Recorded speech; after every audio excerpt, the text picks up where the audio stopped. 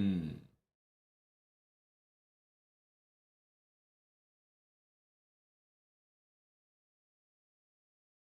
Well. Well.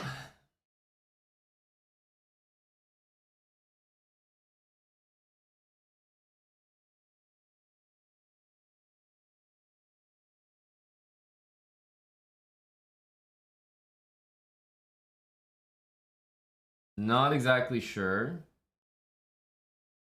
We'll see if this works.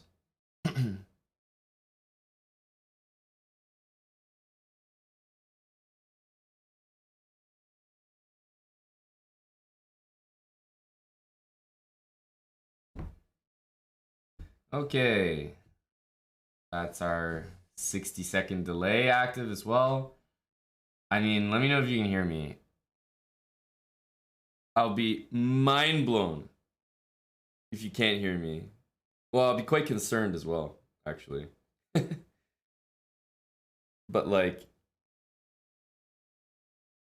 sometimes you start OBS and it says the mic levels are there, it says the audio levels are there, but no one can hear shit. And obviously, there's no solution to it because according to the computer, it's working properly.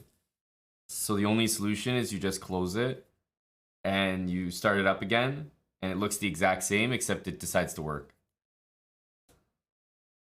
Technology, by the way. Technology, by the way.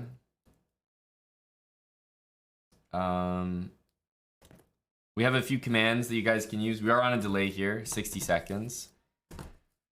There's some commands you can use in the chat. Exclamation mark roster will let you know who's playing this week. Exclamation mark format will let you know how this event works. What is the Pro Chess League? Time control, 10 minutes, 2-second increment. And a team of 4 players plays against another team of 4 players. All play all. An exclamation mark score I will update along with the title based on the scores as they happen.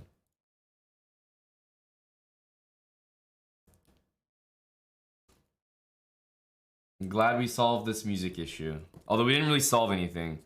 All we know is that it just breaks down from time to time. And I think that's the thing I hate the most about streaming is a lot of times when you need to fix something, you actually have to restart the stream, like restart the program. And whenever you restart it, of course you have to end the stream. Sucks. Sucks. But we're back now. Hopefully we didn't lose too many of you. Julian Rebellini, thanks for the 31 months with Prime. Quinn as well. Thanks for the 30 months.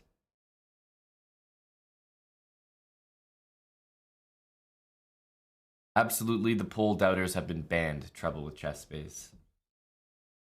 Of course.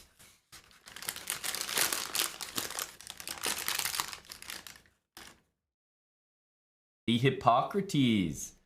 Nearly 5 years with us. 56 months with Prime. Thank you, buddy. I am going to get our cameras up here.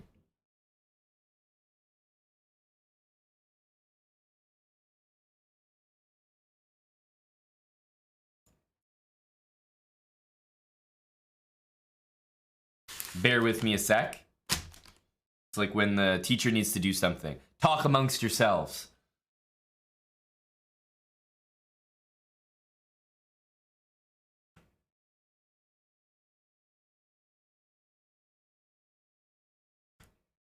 We have Eric playing today for the first time in the league. We have Ivan Šarić, who is a mainstay for the team. He's played before. You guys should know him. Played for our PCL team before.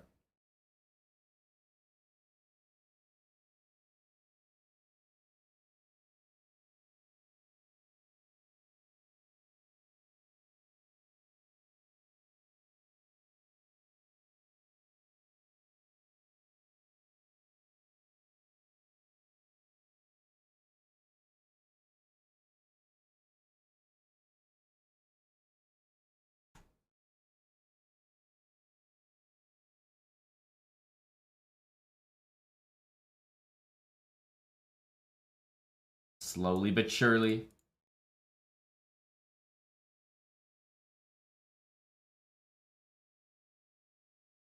See if the games have started. Yeah, not quite. Not quite. Oh, I think the official broadcast is still a minute out.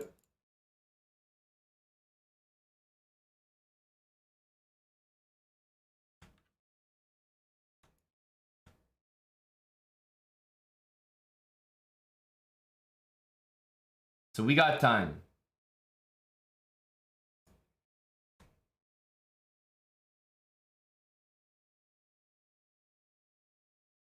Da, da, da. I'm listening to a classic techno playlist right now. So our lineup is Magnus, Ivan Šarić, Eric Hansen, and Miley Jade Ule, who is Canadian WGM.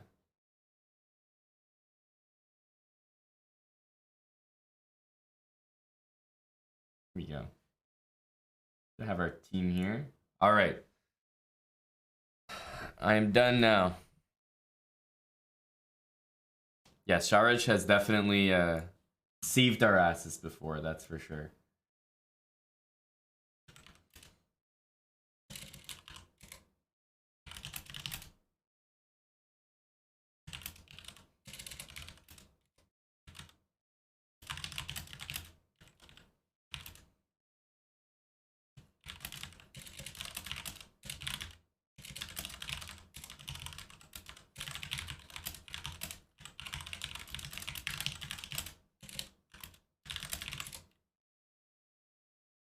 Matthias B, thanks for the 39 months with Prime. The Slim Dog, 22 months. Okay, we are good. We have our...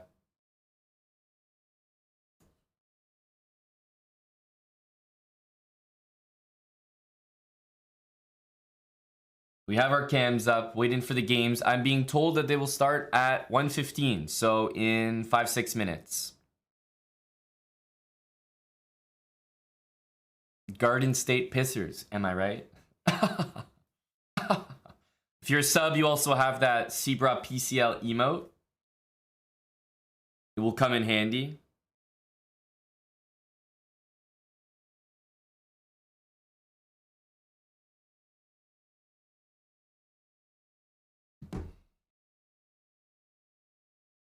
Good to see Ralph, Tim in Philly.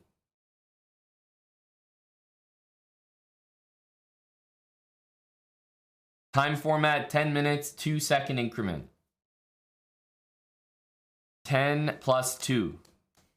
So it goes pretty quick.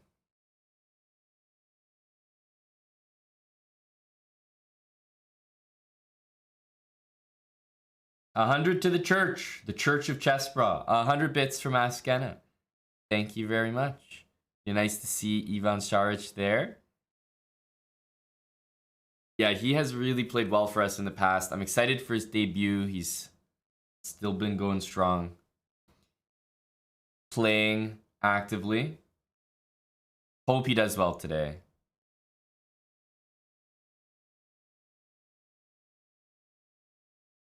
Figured we go with some up-tempo music for the moment. Is anyone else starting their day with a BJ? I always have to double check because I feel bad when I get a BJ and you guys don't. So I don't mean to rub it in your face.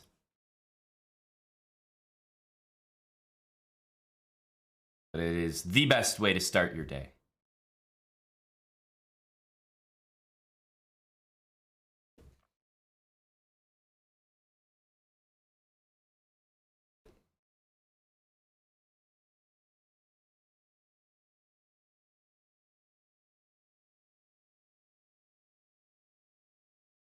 Who's that guy top left? Yeah, I've never heard of him. Never seen him before.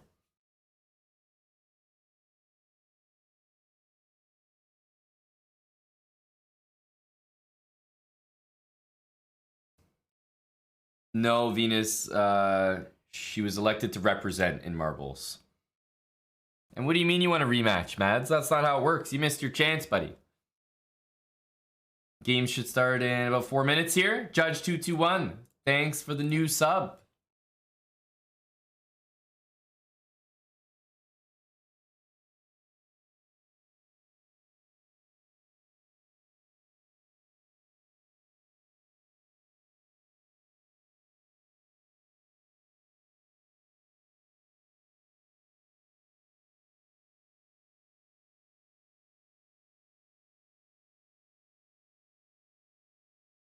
Hey, Durkia99.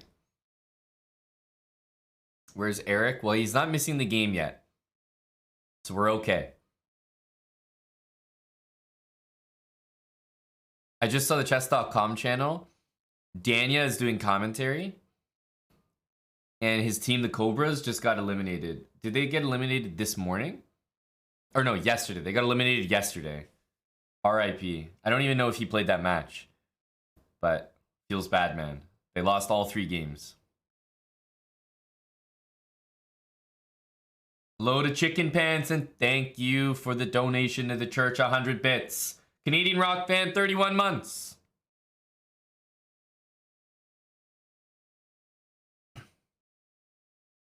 Another 100 from Chicken Pants.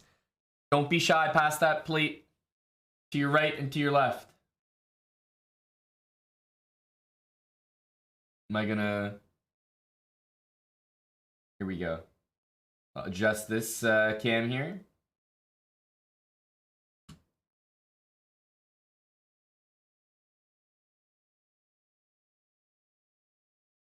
There's the guy.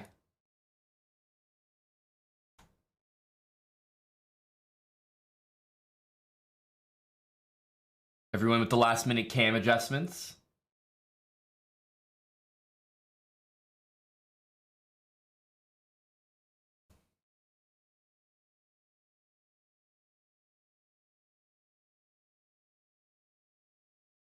The Quadro, thanks for 31 months, tier 3. And Cthulhu Dancing, gifting us up to Small PP Energy. Small PP Energy in the chat right now? It's been a minute since I've seen that username.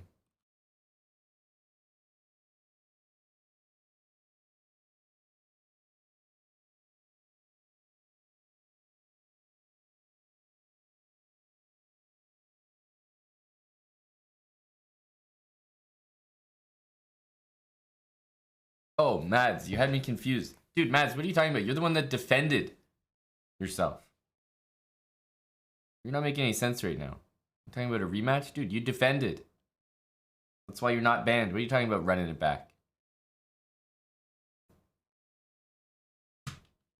Freddie Patzer, thanks for 100 bits. Dawn the second, 101 bits. Pass that plate around. I have a feeling that things are about to get started soon. The week 3 featured question on the chess.com channel is how many games will the Canada Chessbrahs play 1d4 today? Over or under 6.5? What do you guys think? What would your answer be? How many games? There's 16 games. How many games will the Canada Chessbrahs play 1d4 today?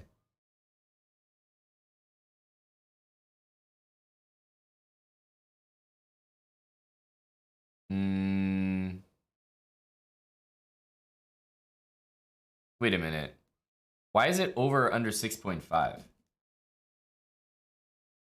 That's insanely high. What? Isn't it obviously under? Unless they're playing d4 every game? I'm pretty sure Eric and Sharish are e4 players, but like, does that even make sense? There's 16 games. 8 with white, 8 with black. So out of 8 games, they're asking if over 6.5 will be with 1d4. 7 out of 8 games being d4 with the white pieces. I was just like working that out in my head. Like, what? Does that even... What the fuck are they even asking?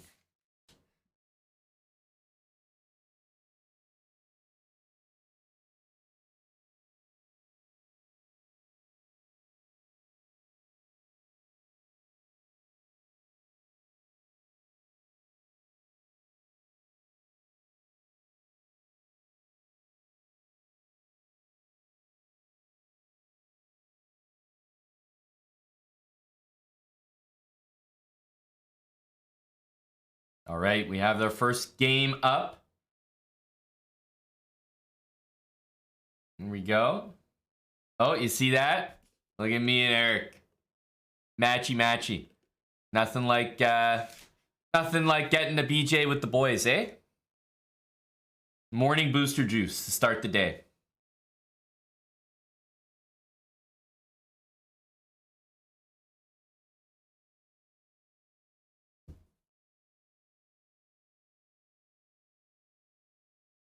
Eric's wearing the same hoodie as you.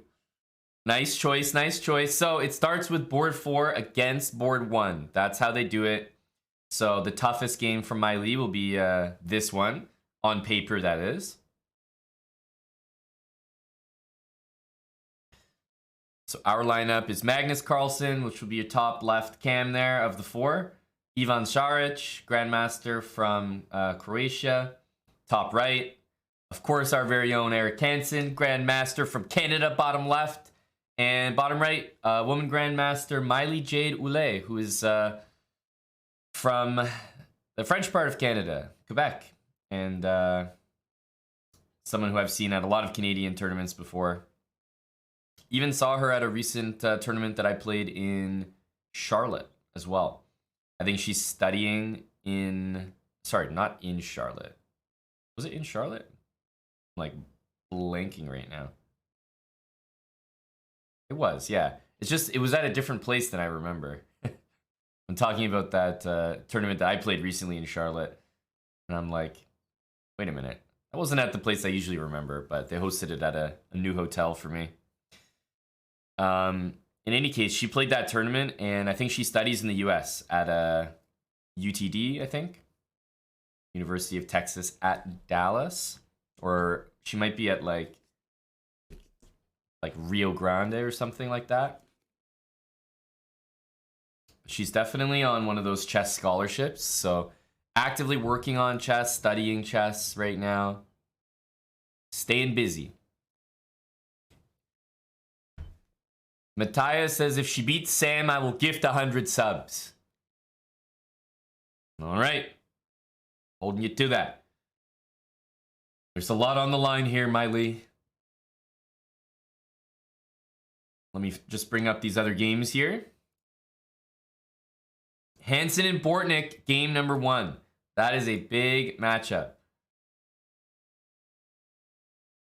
Hansen, Bortnick, and waiting for that last game to start.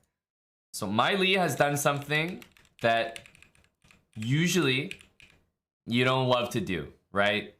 If you're playing King's Indian, I don't know if this is a prep or something that's been looked at. It may very well be. But my initial impression is no. Is you do not give up this dark square bishop for the knight. Even if you take this pawn off the board, I still am not necessarily sure if that's good for black. Sorry, good for white. It's definitely good for black.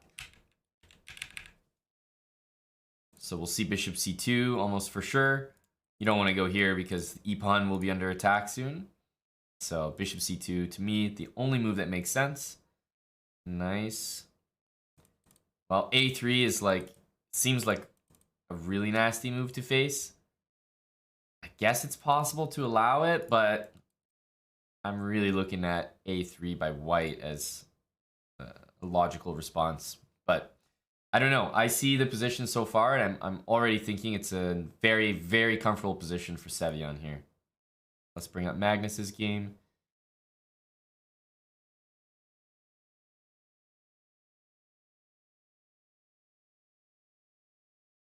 All right, this looks like... let's just go through the games. Yeah, so Miley's game here.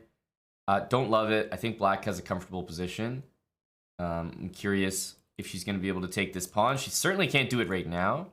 So it's going to have to be like a3. Yeah, I don't know. Long castle and try to play queen takes here. But my impression so far is that Sevian's position is super nice. So we'll see what Miley can do. The one thing that's nice is, when you're playing these strong players, if you play these lines where you just take their material, like if she's able to just win this pawn here, even though I like black's position, you're still putting pressure on your opponent and saying, look, white's position might be worse, but I have the material advantage. So as black, you have to ensure to convert properly and play well. Because one slip up, I mean, you are down material for the long run.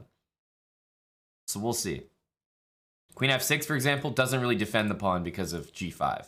So that pawn should be lost eventually. Just my impression is I think black's always happy here, but Miley is obviously doing this intentionally. She's played the king's Indian a bunch. She knows giving up the bishop for the knight is not ideal. So this looks very, very intentional that she wants to just win the pawn and play that position. So we'll see how it goes. Like I said, I do like when you're the much lower rated player to just call out the higher rated player, take their material, make them prove it. I do really agree with that mentality. All right, on to the next game. Let's check out Eric with the white pieces against Bortnik. Eric played e4, so the d4 over betters are in shambles right now.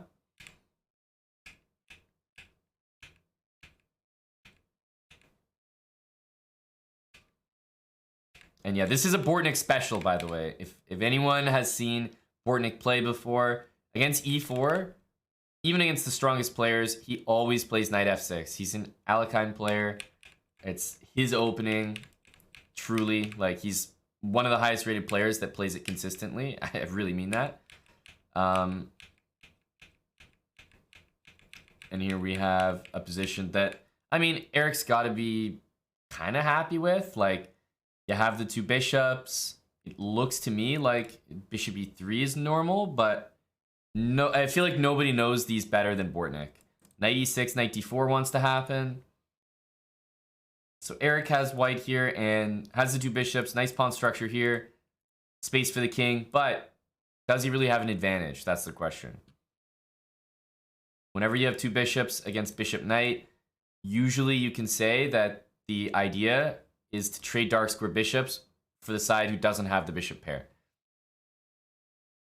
So I think he's going queen a5 here, I guess. I don't know. Queen c7 is also fine, but you lose control of this square. Like, I don't think you can chuck a piece in here right now.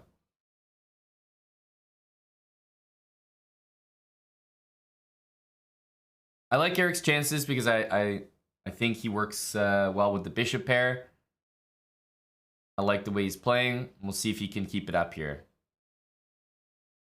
But I like the bishops early on. What I don't like is the time disadvantage. 3 minutes down. But I guess that's going to happen when you're playing someone who knows their opening inside and out.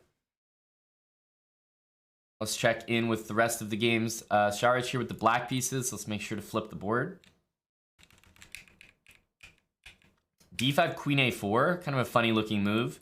Looking to take and saying you can't take back. This kind of looks like a Grunfeld a little bit. Knight e4 by Sharich does not want to allow pawn to e4, at least not easily. Now knight h4 is one way to make that happen because you're hitting the bishop, which is defending the knight. Ooh, takes, and knight f6. I kind of like this. I mean, the one thing is, if white takes, for example, and takes and goes f3, right? This looks bothersome to me because if you move the knight back, I'm wondering about e4, right? To me, this looks quite strong. White has the two bishops. e4, e5 is coming right down the middle of the board. And then if you take, it's like, I guess this is solid for black, but it's hard for me to say this is good. Like, white is getting e4. The pawns are all connected. I really like this for white here. So after knight f6, it looks like he's kind of clamping down on these light squares, but f3 and e4 happens so quickly. So I am a little bit concerned about f3 here, if I'm honest. But yeah, this game doesn't look like Sharich is playing for much of an advantage. I can absolutely say that. So if he could neutralize things, that would be great. He's also down about 2 minutes on the clock. Let's take a look at Magnus's position. We're going to flip the board.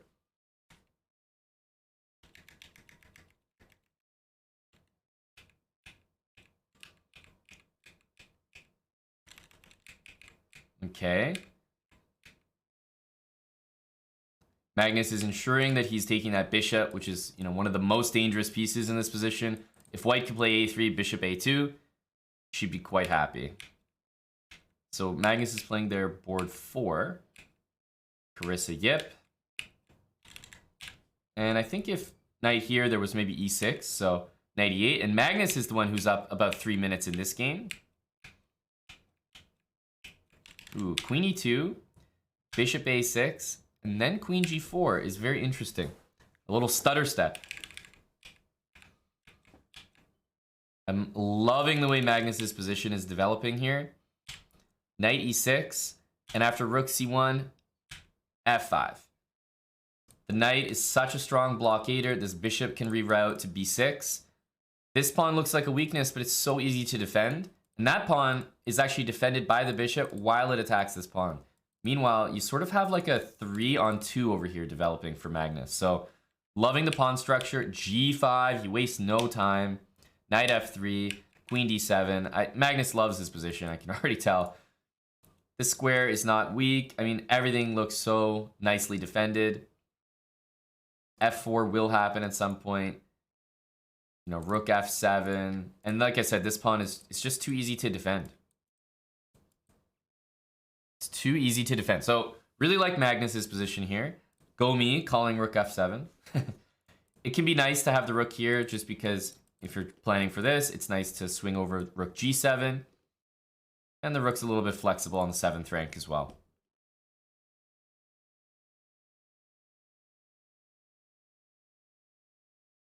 So, yeah, like I said, rook a6 looks like an easy move.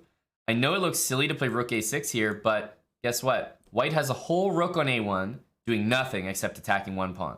It's okay, we're defending that. And then has a rook and queen attacking another pawn. So black's one rook, I feel like is handling all the pressure from white's pieces. And look at these pawns. I mean, this is very convincing over here. So I'm going to leave Magnus with this position. Looks like he's up about 3 minutes as well. Let's jump back to my Lee's game and see how things developed here.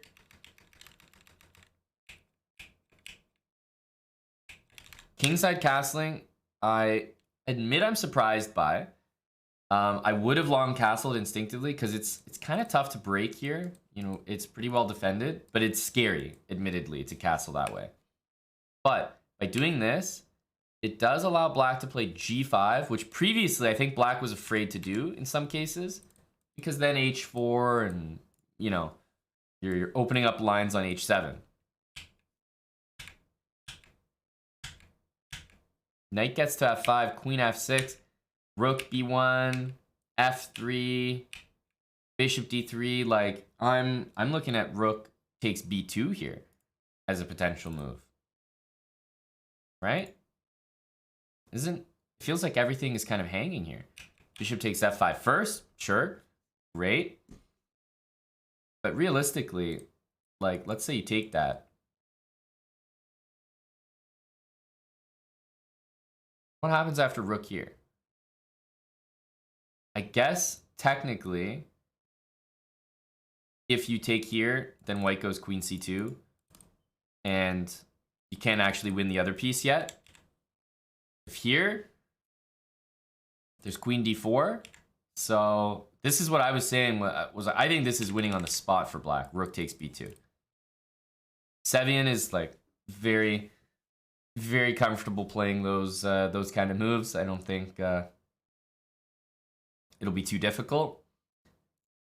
But yeah, I think this position, unfortunately, is seriously winning for black. So I think Sevian will win this position. Honestly, maybe in a couple moves. To me, rook takes b2 is clean.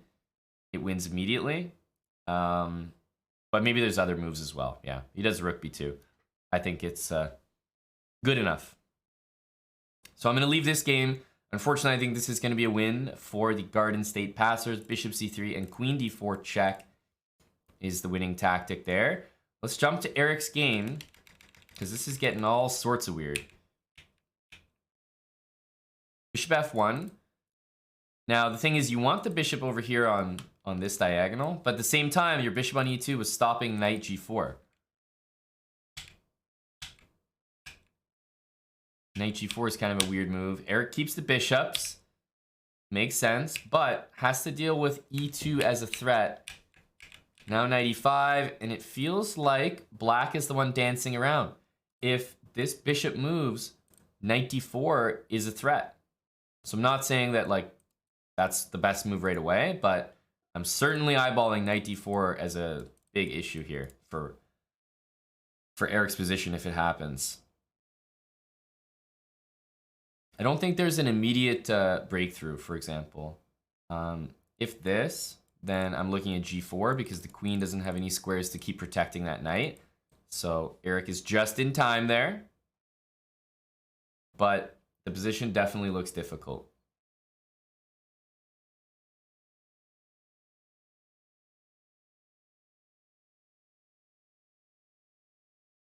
And certainly with the time situation, this feels like a position where, you know, Bortnik is happy to be here, right? He's got 5.5 minutes to only a minute for Eric. This doesn't look like it's been easy to play. Again, Bortnik's, you know, typical Alekhine defense. Plays it all the time. He's so familiar with it. He's obviously comfortable here. And he's playing it fast because he's familiar.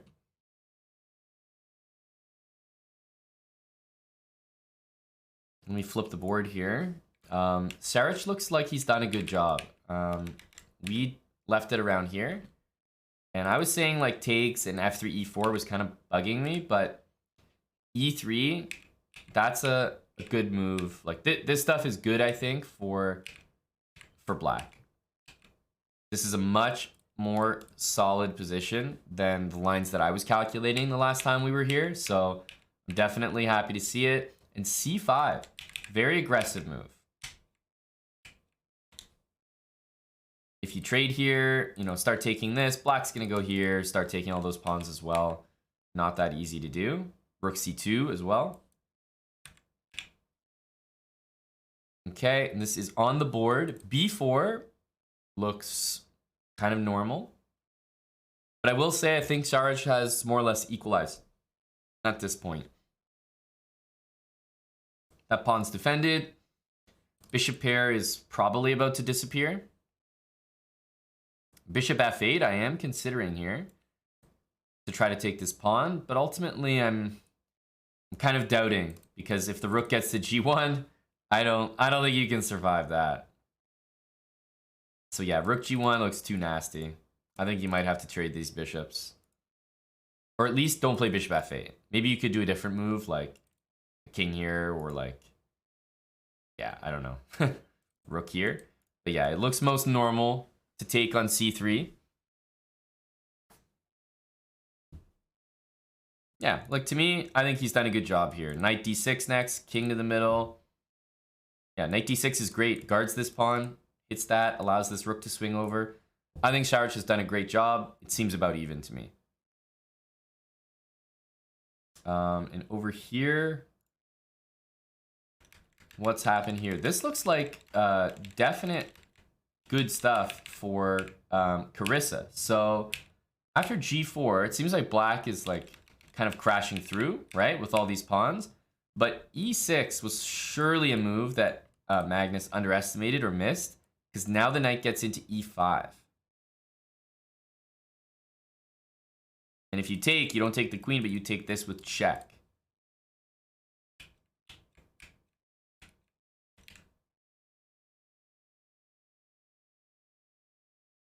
I expected actually queen takes queen and then knight e5, if I'm honest. I can't tell. It really looks like Magnus kind of hung the g-pawn here, but at the same time, it's not that simple. Knight e5 was played. Magnus might have like random moves like f3, just shenanigans to try. But otherwise, this looks like a stone cold fork, right? You're just losing the pawn. e6 and knight e5. Very tricky because after this, I think there's actually good chances for white here. d4 and c5. So now everything's defended, but there's a rook that needs to be tied down here to the a pawn. Right? And I mean, what's Magnus going to do, right? Just like shuffle the rook back and forth. Instead, he goes to take here, and it looks like he just missed Did he miss bishop b4? A lot of pieces coming off the board here. However, two connected pawns supported by the knight and time pressure. Magnus still has a chance here. Plus, you always attribute like an extra evaluation point because it's Magnus Carlsen, right? But I think for Carissa to get to the position that she's in right now, to escape that earlier situation is a massive achievement. Truly. We have some results. They're going to be not good results. Miley lost this position. It didn't look good for her. Yeah, as soon as she lost the two pieces for the rook there from this tactic, I think we kind of knew that one was over, unfortunately. And Eric's position, he was in insane time pressure, like 1 minute.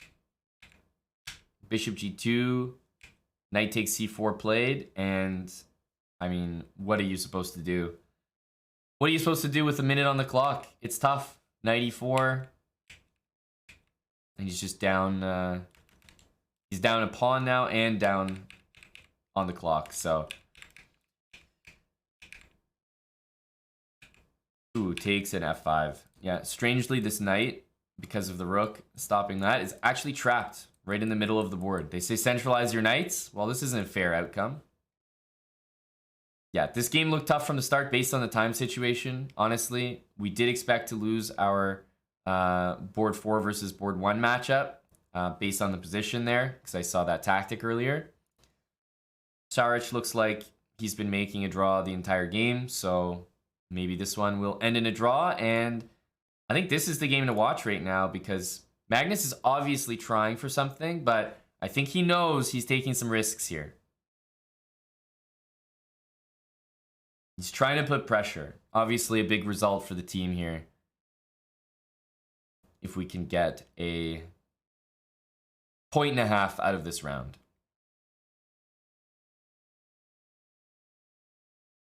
Yeah, Eric not happy with that one. Understandably. I mean, it's his first game. You know, you got to shake the rust off. Waking up to play chess.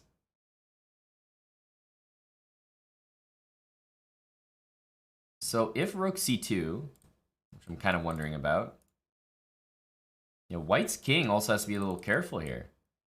Like, for example, I'm looking at this. Check. Rook h1 takes to drive the king away and then bring your king in yourself. Nice. I think that is a... makes sense to me because now these two pawns are so much worse than the connected pawns. If you attack this pawn, I can go rook c1. And it just feels like when the king joins them, they're quite difficult to stop. Looking good for Magnus here. Yeah, definitely he's going to be playing no part in any of that. He doesn't care about the g-pawn. It's not really a threat. It's very easy to pick off. King d5, rook to d6 check. Don't forget about that. You're going to have to just retreat to e5. I think Magnus is doing a good job. A minute on the clock here for Carissa, and her position just got super difficult. If rook takes, then rook takes b2. And now when the bishop goes here, hang on a sec. Who's stopping the d-pawn? There's no one home.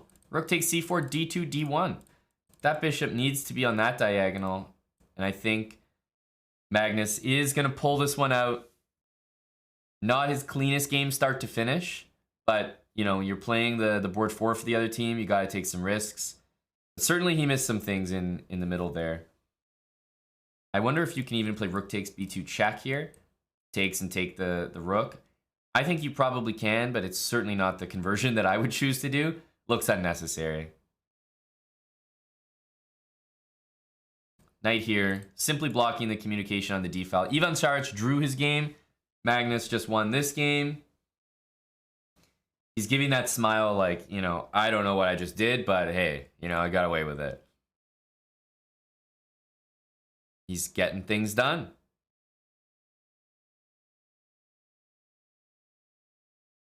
That is the end of the round, everybody. That is the end of the round. I would say we got out, you know, decently unscathed. 2.5 to 1.5 result. Just going to update our title and our score here.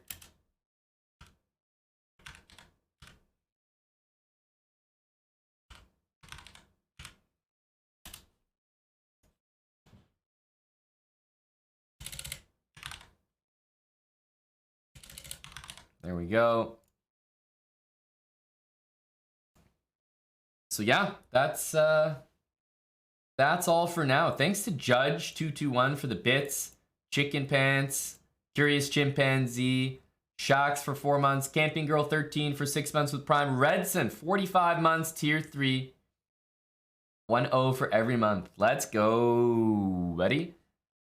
Thanks, Redson. Appreciate it, Reed. The Chess Kid, 90-month resub.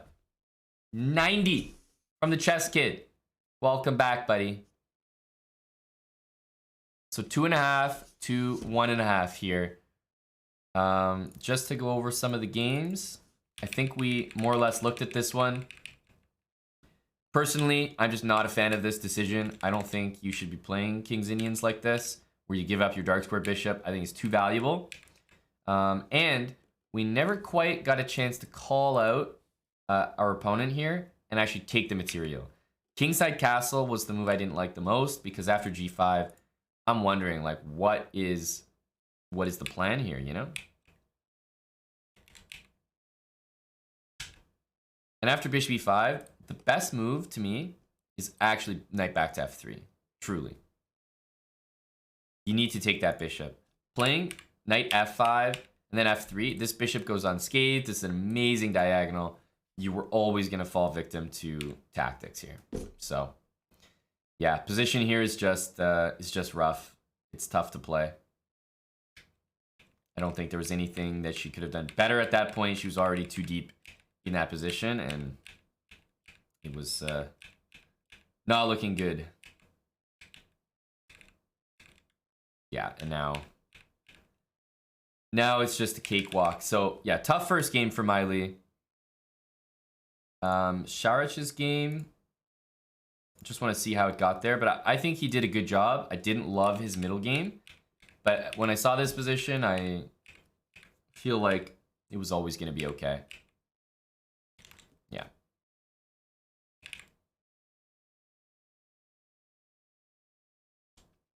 It's funny in this position. I mean, rook f5 makes a draw easily, but I'm noticing the engine suggesting this. Still be a draw, so probably not too impactful. Right? But at least you can have your hopes and dreams, right? Because technically you end up with an extra pawn. But yeah, I think that's still a very easy draw to make.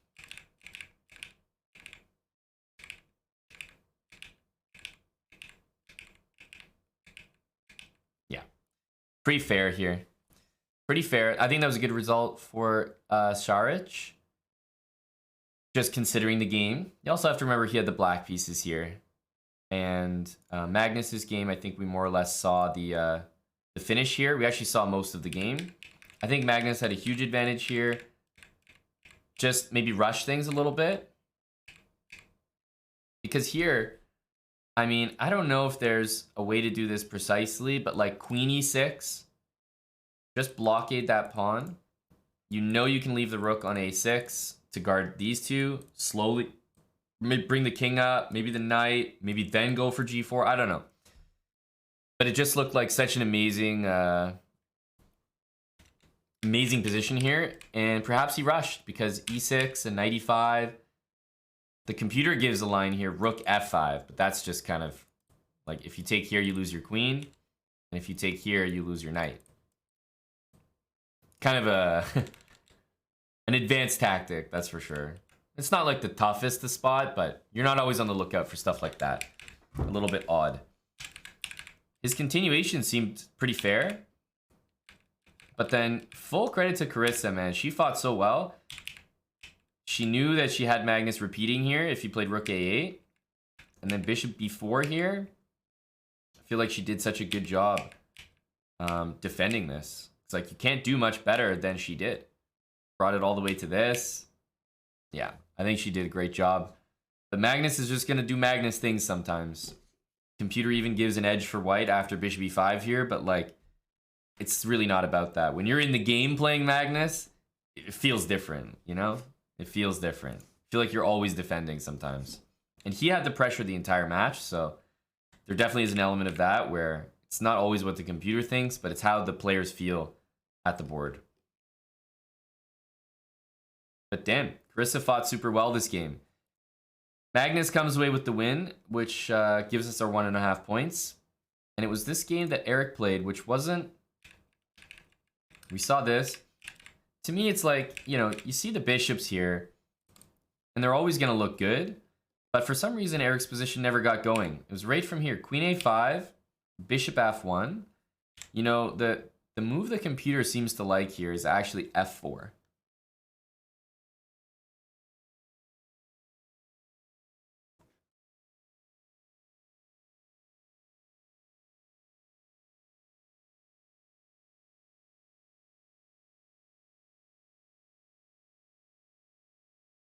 And, you know, if bishop takes here, basically if you want to play this endgame as black with double pawns, go ahead.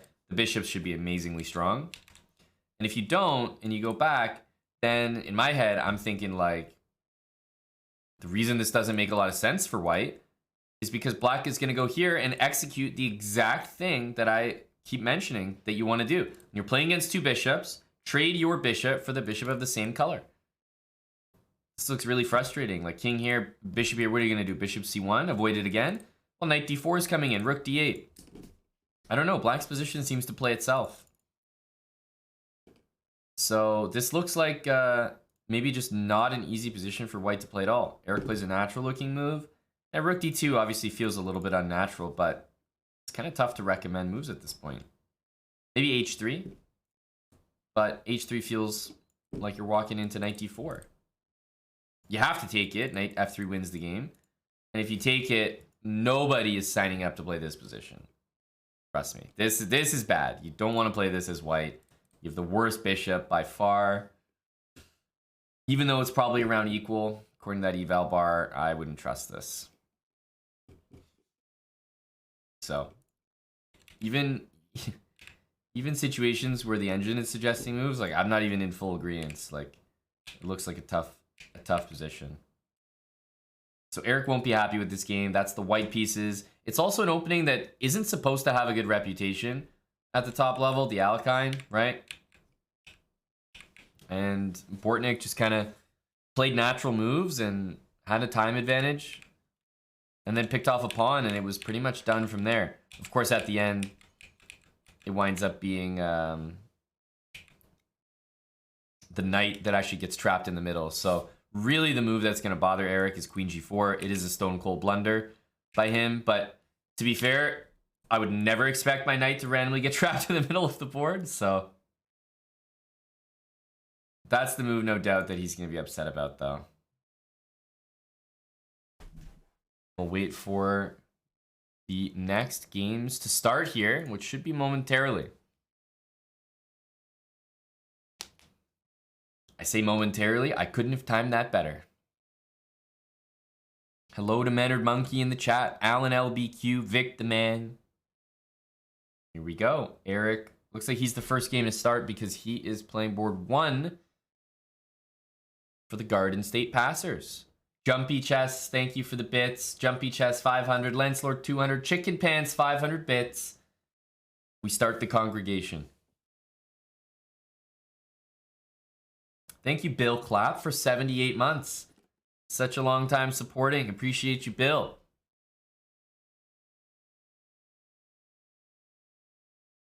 B3 is an interesting move, actually. I think that's rather unusual. The reason I mention that is, you know, knight c3 might be a normal move. Black usually plays bishop e7, castles, right? And, okay, there's ideas like a3, b4, bishop b2, bishop e3, rook c1. The point is, this pawn's not under attack. And black's main plan, the only one that I'm familiar with, actually, is bishop e7. So when I see the move b3, the reason I find it interesting is that bishop e7, your normal move, does not look good after bishop b2. This looks wrong. Or at least I would question it, right? So b3 played, and I'm thinking to myself, my main idea doesn't really work anymore. So you have to kind of think, well, what does this move allow black to do that he maybe wouldn't have done before? Eric goes bishop g4. If bishop to b2, I mean, there's already questions to answer, right? There's already knight takes e5 question, so I assume that will get played. I'm not really concerned about this. Maybe there's a way to like play very aggressively with queen d7 castle and bishop h3. Who knows? But to me, bishop b2 looks very, very normal here. Let's bring up our other games.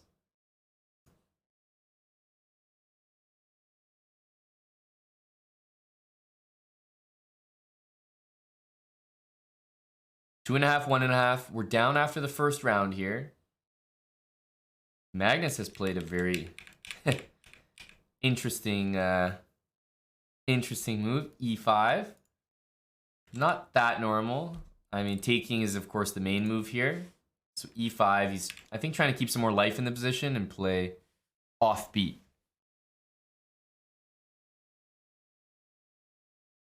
Do we have all 4 boards up? Not quite.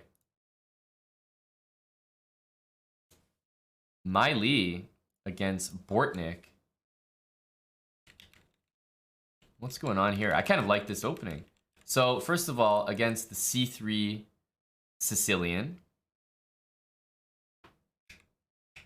D5, D4, takes. And the reason why I like this so much, and this is pinned, keep in mind, is because after B6, Queen E2 was played. I mean, the plan seems to be to play this.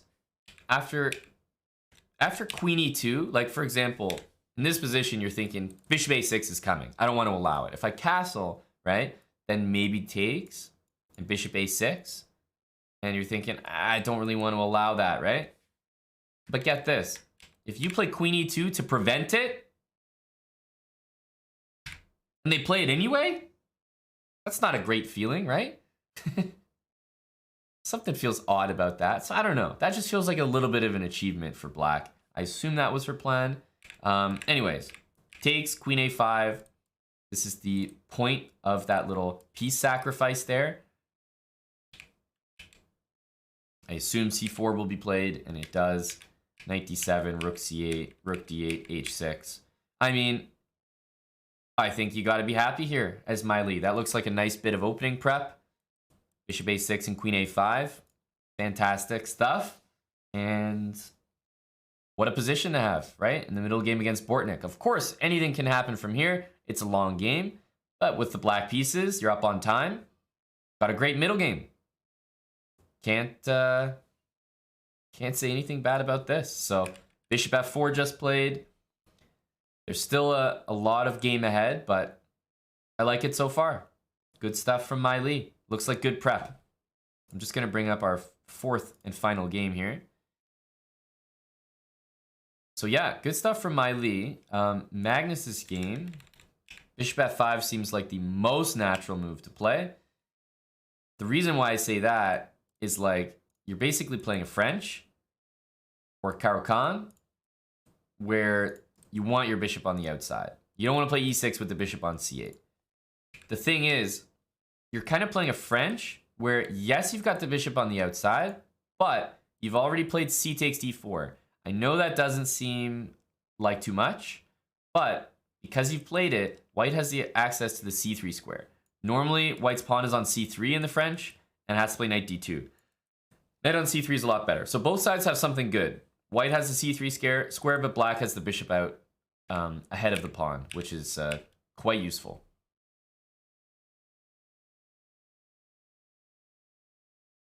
Yeah, this is a little bit funny. After knight D7, the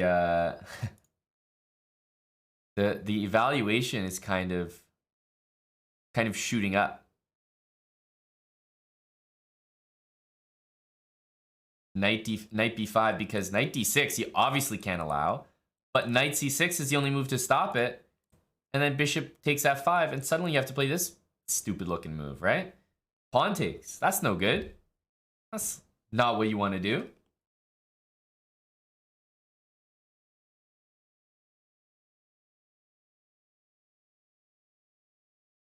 knight e2, and it looks like the point is knight f4. So yeah, looks like a good start for Magnus. He's also up like 3 minutes. So very good start here. Eric's game. Let's see what the hell is happening, because I spy a lot of fun. Yes, bishop e2, queen e7. He's indicating he wants to castle and maybe send it over here.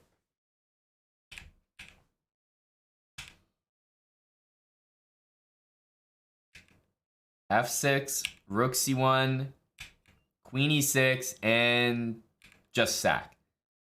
Now, if you guys flip the board and look at the position, I see Eric's not even in his chair. Where's that boy?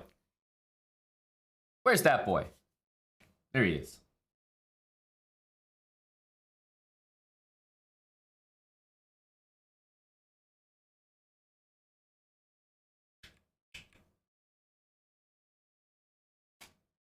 We're actually on our 60-second delay, so by the time the delay is over, he's actually already back. Rook takes c6. I was saying, if you guys flip the board, this is actually like it's a dragon, right? This is basically a dragon Sicilian kind of setup. And what black has got, if you imagined white having this position, it would be strange, right? Usually that queen is there, that bishop's there, that knight is there. And if rook c6, you could play queen takes. So I know it seems like a little far-fetched what I'm describing to you, but it is relevant, I think, to imagine this game as a position you might be more familiar with.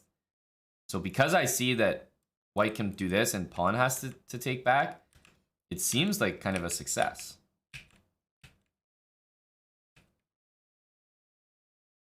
So white's down material, did get a pawn back, certainly doesn't want to trade. Eric has probably, I would say, got to launch that sort of stuff. h5, h4. But it's not that easy to generate an attack, and Sevian's playing the sacrifice for the long game here. Right? He's not sacking that material in order to like win it back right away. That's the long con. So he played bishop h3, knew he was giving up the c6 pawn, but I mean, this c6 pawn is probably dead anyway. Like, there's no way you can really hang on to it with all the pieces barreling down. So he elects to trade off white's strongest piece, bishop from g2, give up the pawn, but then chase the queen immediately back out.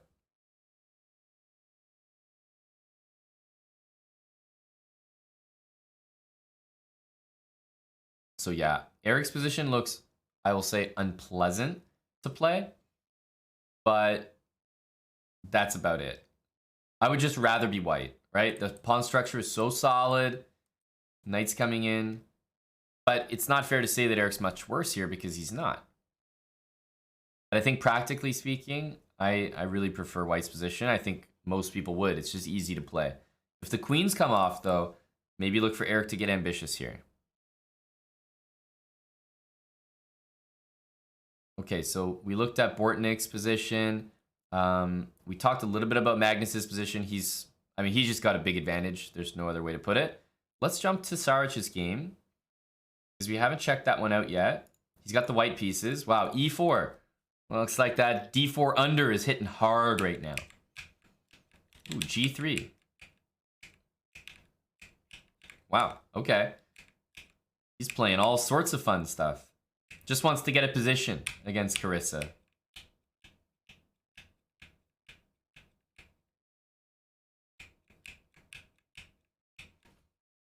And it looks like knight takes, queen takes will probably be played. I'm looking at all the dangerous knight moves here, and I don't know, knight b4. There is some knight c2 stuff. I'm wondering if white's taking this pawn, right? Something like this, I don't know. Looks good to me. So, knight b4 first. Things are getting spicy here. What do we think about this? Because first thing I think of is, hey, I'm pinned here by the rook. Let me get the heck out of dodge. What about queen b3? Aiming at the king, threatening to maybe win the queen with knight d6 check. Also hitting the knight, of course. and threatening maybe knight takes c6 and queen takes b7. Love that move. Love that move. And Ubitzia, you could say Eric's position is fine, but the time is a concern, but I would argue his position is really tough to play quickly. His opponent's position is very easy to play quickly, unfortunately. So that's the concerning part in Eric's game. Objectively, it's maybe not that bad, but practically, and with that pressure on the clock, I think Eric has is in a tough spot.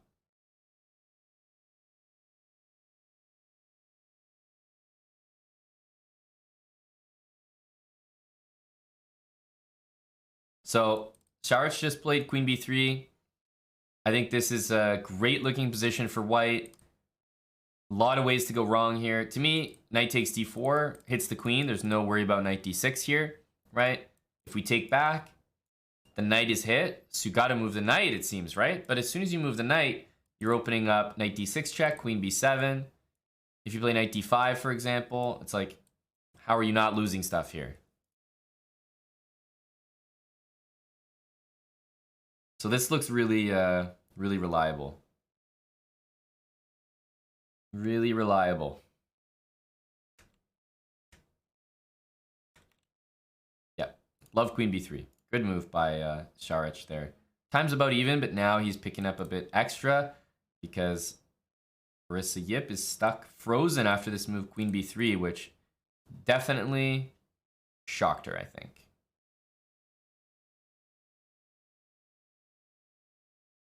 Bortnick and Miley. What is happening here? Let's have a gander. Queen b7. And okay, the bishop's just kind of bothering black's pieces a little bit. But a5 and b5 is very direct because if takes, knight c3. So rook e1 getting off the c3 square. Gets defended. Pawn takes, knight c3. And if queen takes b5, then rook takes c3, you lose a piece. So knight takes forced. You're walking into a pin here. But after rook b1, rook b8. And strangely enough, I think she's actually getting out of this one. Queen c7. Now the knight's protected. The rook's also guarded. So a4, you just move that knight. And Miley also has knight d5 as a, could be a very permanent good square for her pieces. I really think that Miley has played this game phenomenally. I'm impressed. I'm impressed with this game, but when you're playing a player as strong as Bortnick, unfortunately, you need a complete game. Can't just play 20 good moves and think that you've earned a draw or something. You have to play the whole game well. But so far, can't ask for much more. Isolated pawn for white. I prefer black's position. This knight, if it was there, I think it would be done. We would say, okay, definitely I prefer black. But this knight's a little weird. It's not very good on b5. So if she can sort out this piece to a nicer square, we'll definitely be liking her game.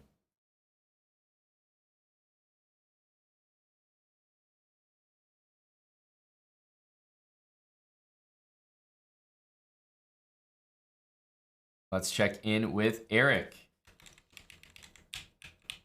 Rook c1, c5. He doesn't want to deal with maybe pieces ending up on c6. And also, even if he loses this pawn, if it results in a bunch of trades and an open file, that's going to benefit the rooks. So he's changed from, full sending over here, which is probably way too slow, to, look, I don't really mind losing this c-pawn either. Bishop a3, it's ganging up on the c-pawn. I mean, even, like I said, even if white wins that, it's not the end of the world. King a8 could be played just to get off that checking square. Rook c7 for rook c8. I think you can lose this pawn and be okay. Oh, and Saric, did he just win that quickly? Oh, queen b3, king h8. Look at that. Just a big miss from Carissa Yip. Knight takes f5, and I mean, basically she's relying on the fact that if you take my knight, I take yours, and if you take my knight, I take it back. But simply getting that knight out of danger, and then you just drop a piece. Saric bringing us a win early on in the round. Sorry, I had to jump to that. Just saw the result come in. I was wondering how it was over so quickly. Queen b3 was a nice move, but wasn't expecting it to just be GG. But a miss there for Carissa Yip. Nice game by Saric. Found the move he needed to find Queen b3. Took the game. There we go. Sweet. Let's check in with Magnus's game.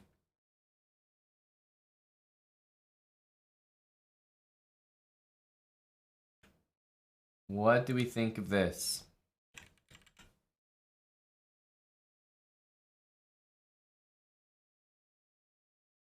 His opponent has 39 seconds. I'm going to try to just play through these moves quickly. It's been all about the fact that Magnus can gang up on a weakness created at the beginning of the game. And that weakness was created due to... And he's won that pawn due to knight b5. Just the opening mistake there from Mishra. But now, 39 seconds. It's getting feisty. It definitely looks like queen takes d5 was the move. And I wonder what Magnus didn't like about queen takes d5. Because normally, I think you would go for this, right? Takes, and knight. Rook here, I mean, that's available. This looks like so Magnus style. So I'm looking at queen takes d5, and I'm really wondering why he went knight takes instead. Just unusual for him, but I think he underestimated precisely what we're actually looking at. This line right here. Takes and queen b5. Because, hey, look, even if it's a worse move, you already know your boy's playing queen takes d5. If I can offer a queen trade, are you kidding me? Let's see. There's probably nobody better than Magnus. And honestly, Hikaru, so good at this. When you have low time, guys like Magnus and Hikaru know what moves to play to make your life just the living hell. It's a real skill to be able to play well in someone else's time trouble. And Magnus played queen b3. I think he's got a commanding position here. Should be nothing to worry about.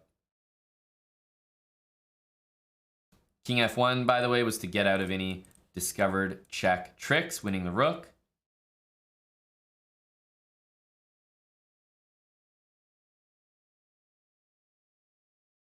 And it's looking like basically a rook trade will happen in this game. It's hard to not trade the rooks. As I say that, rook c8 is actually probably a very, very good move for black's practical chances. I underestimated that. I didn't even see it. Because I'm thinking, if the knight moves, you trade rooks, and okay, knight endgame with an outside pass pawn, pretty good chance to win. Magnus is just going for the throat here, looking to take all sorts of pawns. This is the worst type of, these are the worst type of moves to face. Look at that, nasty, when you're down on time. And Magnus is going to win this game. Full rook up. Like I said, he just knows how to play in your time pressure so well. Does not pick lines that simplify, keeps the pressure on. And our top two boards with early wins. Let's stick with these games here. Massive, just total liquidation happened in Eric's game. Knight c5 check, rook c5, queen c5, rook c8, queen a3, takes, and a5 played, and Eric played queen to b4. And after takes, he decided to take back here. So this is all very intentional by Eric, right? He's done this on purpose.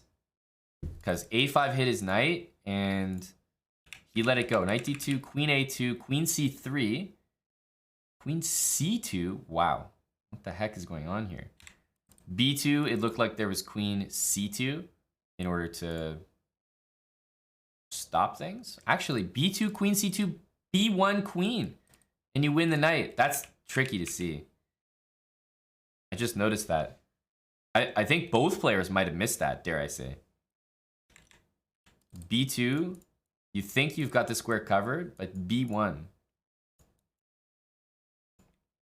We're going to stick with the game here. Queen c2 played. The engine has been flip-flopping like non-stop in this endgame.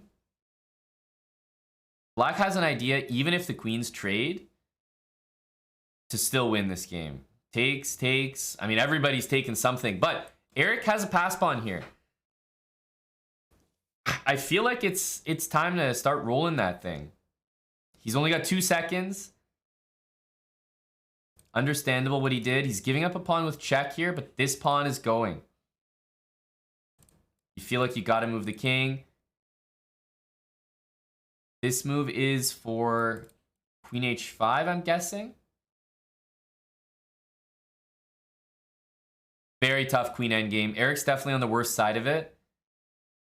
Just because this pawn is as dangerous as the other one. Oh, queen c4 is a big blunder. Yeah. He knows it. He knows it. And unfortunately, it's going to be way too hard to handle all these pawns. When White's queen is walking all over the joint here. Miley did lose her game as well. I just saw that result. Like I said, it was right here where I thought her position was great. But, as I said, you have to play a complete game. You can't just walk around, play 20 good moves, and think it's over. I mean, look at Bortnick. He's making it happen. Rook, b3 to g3. Very good maneuver. And all of a sudden, rook e4 to h4, and it's like you're getting mated. Look how quickly he does that. This is just sickening. Rook takes g7 and rook takes f6. You're joking me. Bortnick. Man, this guy's crazy. And that was all forced as well. Not much Miley could have done there. Once the rooks got up to e4 and g3, I mean, it was just lights out. Super impressive game. But here, I don't know. I think knight d6 is the move that was needed and just wasn't being played. It's threatening knight e4 takes on c5. I'm wondering if I'm missing something here because this move looked absolutely necessary. Knight d6 was not played. And it's threatening knight e4. I mean, it stops rook here. It gets ready to trade. I think this move was so key. Basically, I did not like how black left the knight on b5 the entire game. The entire game, right? It's still there. This was the tough thing. Is that the knight never got into the game, and unfortunately for Miley, without that knight getting involved defensively or even offensively, there's not much to do. So that was a nice maneuver there by Bortnick. Got to give it to him. The double rook lift and then the double rook sack. Pretty sweet. Pretty sweet. But Miley played a great opening. I mean, really played tremendously, but needed to get the knight involved. And then I liked her chances. Magnus and Šarić with nice wins. Bortnick was playing Miley. He is a big rating favorite. But this game, I think, going back to this Eric game, because this is a very deliberate decision, right? I mean, we can see here. Eric played the move c4, which looks entirely accurate. Very strong move. Takes, knight c5, takes, queen takes, guarding the bishop, rook c8, takes, and takes. I mean, of course, Eric has to have a good position here, right? a5 played, and now the problem is, if you move the knight or something, you're kind of concerned about the b pawn, but you're also concerned about maybe getting mated in some funny ways. Or maybe getting checked and losing the knight. So it's just not so easy to play a move like knight d7. There's moves like this, queen c4, your king's wide open. So he felt the need here, and the computer actually likes his idea of giving up the knight in general. Like, it's not bad. Takes, there's no a5, a4 because unfortunately the queen comes down. b2, queen c7 also looks like a nightmare to calculate. But even though the engine is kind of saying white's good here, you have to find some really crazy moves. Queen c2. I think this was the last chance. After b2, I guess it's very similar to the game. Right? Queen b4 covers it. So you actually have to play after queen b4. Wow, this is not simple at all. You kind of end up in a position here where the knight can't get to that square, but it's defended and it covers it. And it's concerning if you're Eric being in a position like this, because there's not much black can do. Now, sure, you could say there's not much white can do. You're both stuck there. But these pawns are dead. And there's pawns that white can still move over here. This is not so clear. I wouldn't be so comfortable doing this as black because you get here, and now your pieces are stuck here the entire game. Like, can't move.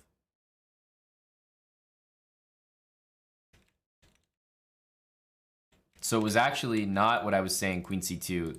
That looked normal to me, but it was actually queen b4 that very likely both of these players saw. Queen c2, and after queen takes g7, I mean, I don't know. If you start running the pawn right now, queen takes check and takes, I mean, you can't just give up every single pawn you own. You feel like you got to start running the pawn, but Queen here stops the pawn from moving, threatens this pawn with check. Also, the h-pawn starts running. The thing is, I don't think Eric made many mistakes in this game. That's the sad part. His c4 move looked really well timed. This all looked correct. I don't know about giving up the knight, but most knight moves here seem to fail for a similar reason, that the queen gets up and a6. The sack is not that misguided. But then you get to this position, and honestly, Sevian just played super well. It's very hard for black to advance this pawn successfully because you're getting checked, plus this pawn is running. Your best case is you give up your b pawn for the h pawn. Somehow you trade one for one, but black's still in trouble after that. These pawns are going to fall. And white's king is covering everything. Plus, this check is covered. I mean, everything's annoying.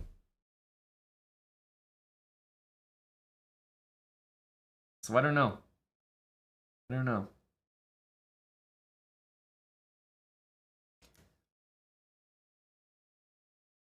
Why can't you take the knight? Yeah, I think if you take the knight earlier, it looks like the... This is like always so awkward, analyzing on a 60-second delay. I think if you take the knight earlier, then it ends up being a better version, granted, but a similar version to what happened in the game, where you have a b pawn, you make a new queen, and then it's like, okay, but white's also advancing pawns over here. So there's a reason the computer's giving this line. It's definitely the best line, but I'm saying, like, it's not the most obvious to go into. Like, you kind of feel like you're trapping your queen down there, but it absolutely would have been the best. Would have been the best thing. So yeah, you guys are right. Definitely, that queen takes d2 is the way that black should play. 1000%. 1000%. But even still, Engine says white's better. So it's like, what a grind. I'm just gonna update the scores here. I think that was a 2-2 round. Basically, all wins. All wins, and all with the white pieces. It's a good round to have the white pieces, that's for sure. So it's 4.5 to 3.5, and an extremely close match right now.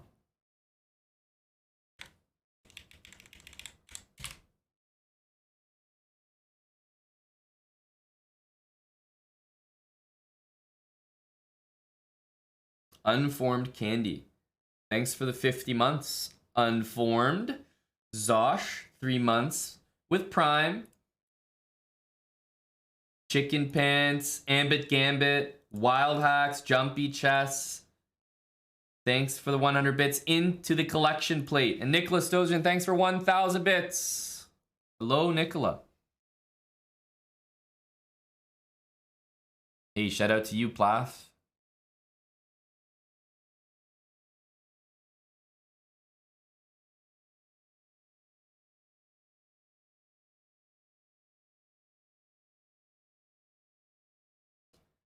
Local math dealer. Like that username. Thanks to local math dealer.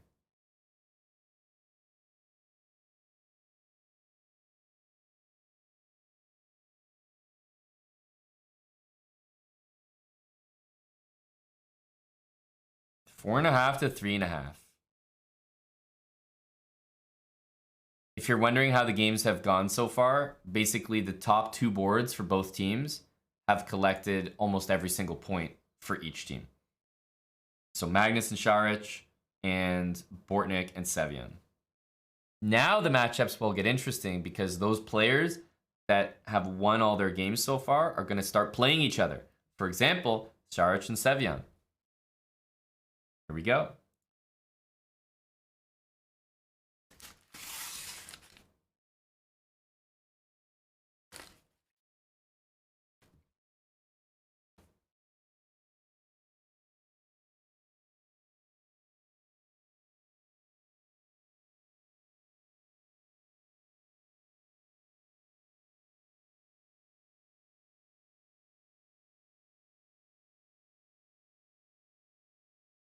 Šarić has clearly prepared this, right? This is something that either he likes to play in rapid or he's prepared for this match. Just a chill system. Not too much theory. The idea is just c3 and d4 eventually.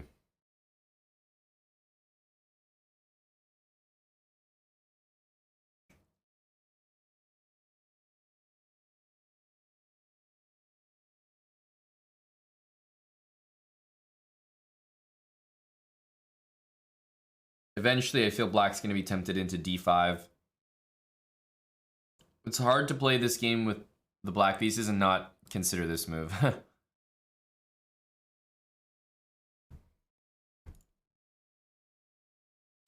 Knight a3 ideas.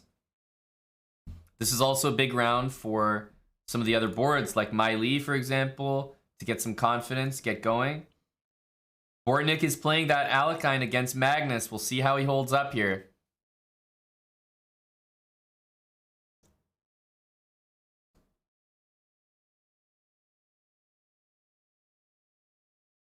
But everyone knows what to expect with Bortnik. Against e4, this is his thing. He played it against Eric. Let's see if Magnus can do any better. By the way, I'm just thinking, how many d4 games have we seen by the Chessbrahs? I want to say 1 so far. Just randomly keeping track of that. A chess.com prediction was way off. Maracudia, thanks for the 5 months with Prime.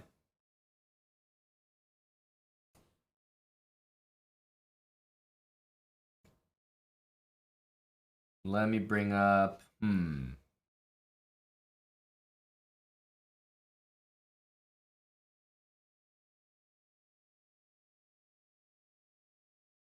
some of this. Just have to up the energy a tad for the team. Can feel they need it, can't you?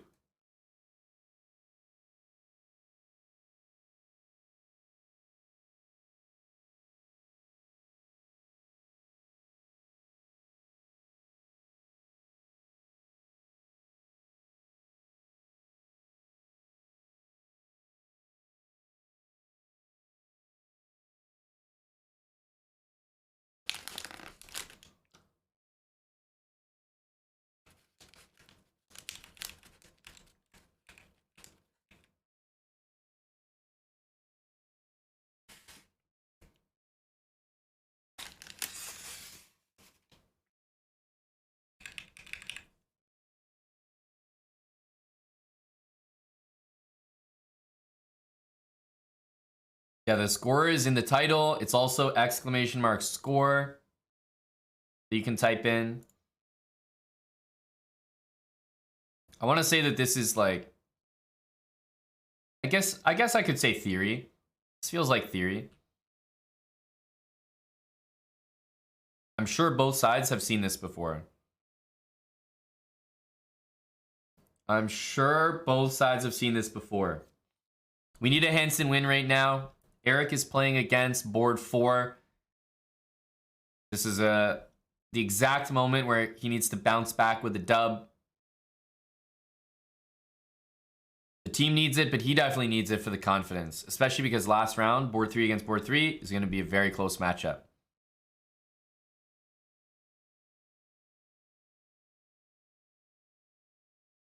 So I'll leave these guys here for a sec, but I think they probably played a bunch of games against one another, and whoa. The hell is that move?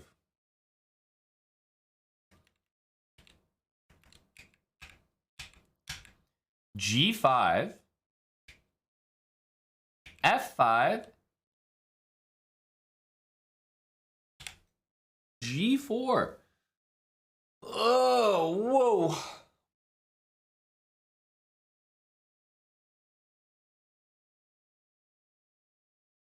What the hell is this? He's played it very quick, very confidently as well, which is concerning.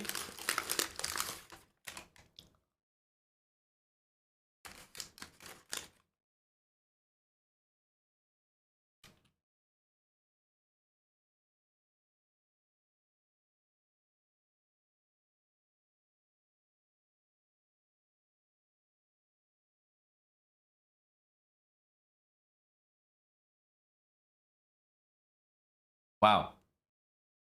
This looks like some... What? Some kind of insane prep?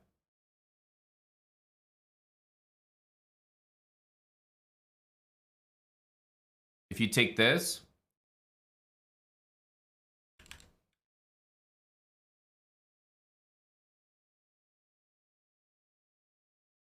Right? Like, what the hell? This is... And white has a small advantage here. Jesus.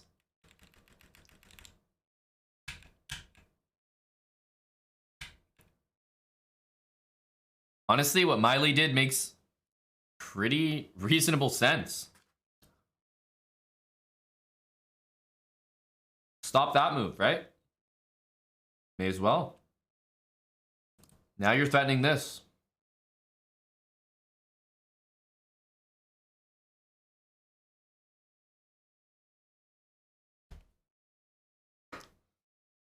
So, I don't know. This idea caught me off guard. G4. I think Miley's handled it pretty well, honestly.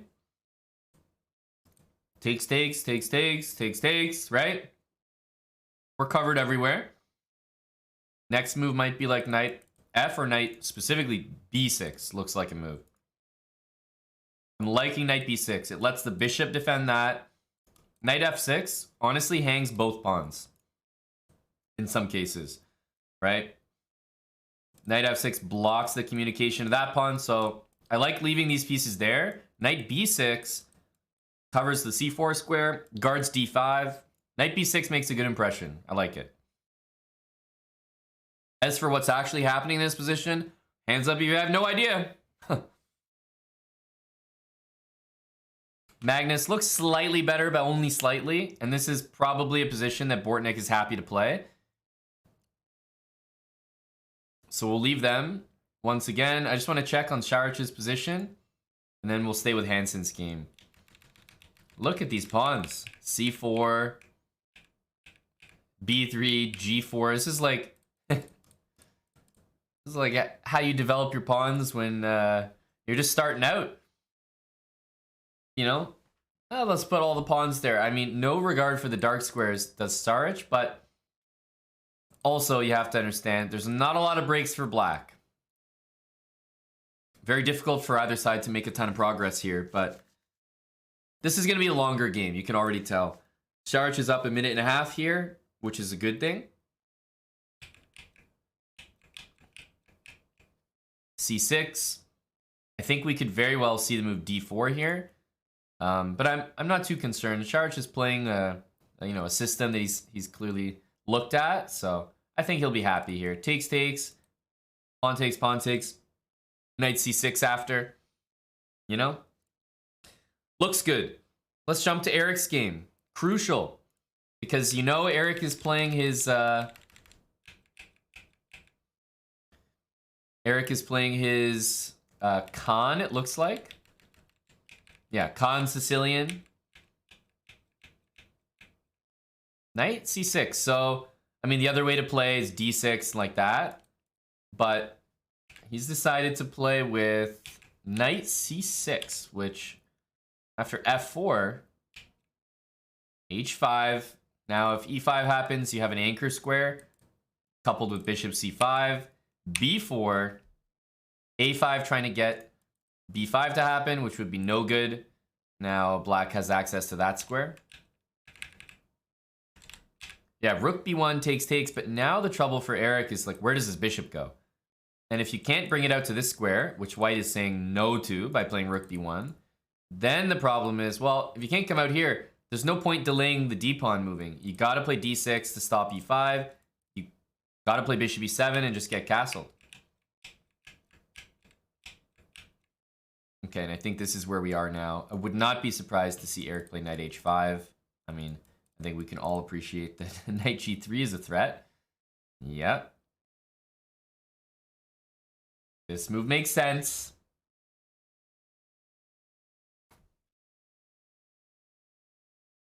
So yeah, I mean, I'm not gonna say that the eval here is, you know, amazing for black, but usually in these lines, if the eval is not good, it's because of something very direct. I've played these Sicilians a bunch, and the engines tear it apart. Like, they're able to find the best moves. They just they play really, really decisively, which is annoying. You see a move and you're just like, screw it, you know? I'm sure it works. Like, of course it works. e5 is honestly one of those moves.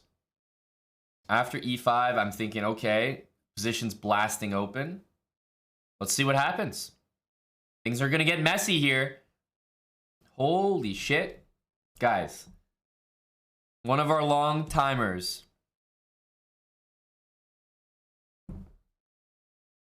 A guy I've had the pleasure of meeting. Great dude. Corey818. Corey, we were having some 1942 just the other week, buddy, when Magnus came to visit. Shout out to Corey818, an 86-month resub, tier 3, and a huge supporter of the channel. And in case you don't believe me telling you that, he just gifted 100 subs. 100 of them. So there you go. You just got introduced to Corey. Shout out to Corey818. And Eric just took a seat in his chair there, you know, leaned back and said, okay, what the hell am I dealing with here? And unfortunately, this move is incredibly strong. This is why e5 was such a good move. I wonder how Eric can make this the most difficult. For example, queen takes e6 is the threat. Corey is here supporting the boys. We're going to need your energy, Corey. We're in a tough spot here. Down a point right now in the match, but also we need our chief to lead from the front, Mr. Hansen. And he's in a tough spot here against Carissa, who's just guns blazing right now. If you take it, no need to even calculate this. If king f8, right, there's just stuff hanging everywhere. You're getting killed. So you can't take it. But if you don't take it and you do nothing, queen takes e6. Right? It's already a threat, whether you take or not. Plus, this knight is hanging. So knight f4 looks like the logical move. But of course, white is intending rook takes. If you take it, queen takes e6. I mean, you can resign here. So Eric would need to continue with like this or something. Right? It just gets super messy there. He's going to have to go for something like this. Going to have to be resourceful because, man, this move looks... offhand, it looks insanely strong. I'm going to check out some of the other games. Eric's obviously got a big decision to make here. Okay, looks like mass captures in this game.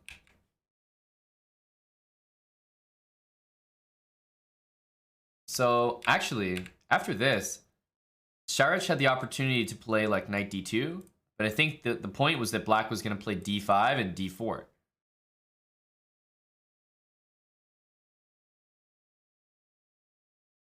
Not the easiest position to play.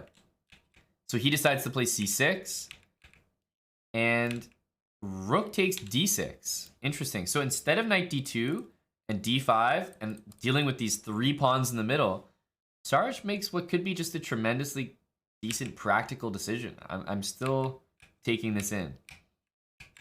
So white, you know, has rook coming to maybe the 5th rank.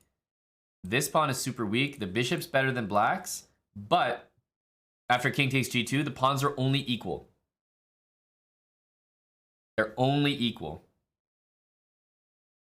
So I don't think Saric can lose this position, but I'm wondering if it's enough to win. Still, I don't necessarily hate his choice. He's up on time, and he's taken a decision where basically he shouldn't really have losing chances. So I'm going to say I like it. It's just his style, right? It's possible, quite possible after this, to lose this position. You're not only playing for a win here, right? Those pawns are very scary in the middle. It's 3 pawns for a piece, not completely obvious. Just saying, it's not an easy position to play.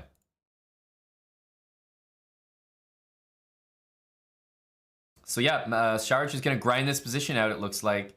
Speaking of grinding, it looks like Magnus is slightly better in his game.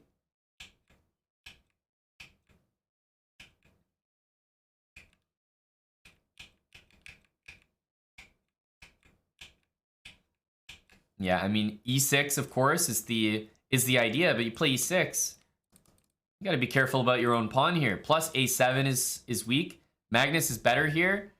Is he winning? That's the question. After rook here, I think the idea is b4 that he wants to do. After b4, I'm wondering, though. Oh, he goes rook c6. Okay, but hang on a sec. Hang on a sec. Magnus is definitely doing well here. It looks like he's pushing for the win. If bishop takes, there's rook a8. That's the idea. I imagine Magnus is going to do something like g3, so he has an escape square. I can see some back rank issues in the future. As for Mai Li, what in the heck is going on in this game? This has been a wild one. Queen d2. Takes. Everybody's captured. She goes for that extra pawn. Knight b6. Now, knight a8. It looks like to... I'm actually wondering. Knight c7? Maybe b5 and knight b6 is the intention. This looks like it should be a tough position for Mai Li. I mean, the bishops you obviously prefer here. Magnus and Saric both look like they have small pushes. Eric, let's go to this game. This is, you know, such a crucial game. So he didn't play knight takes f4. Instead played king f8. Giving up the knight. Taking the pawn. And saying, okay, you know, it's not so clear because his bishop is a little bit strange. There might be a move in the future to win it. Bishop under attack. There are some checks here. And queen b4 makes the pieces look a little funny. However, guess what? Carissa Yip is ready on the f-file, right? Staring right at that black king. There's no doubt about it. Eric's position is clearly worse here. We know that. Question is, can he still make it work? And if Eric's opponent doesn't get lower on the clock here, my answer is leaning towards no. But 2 minutes for white.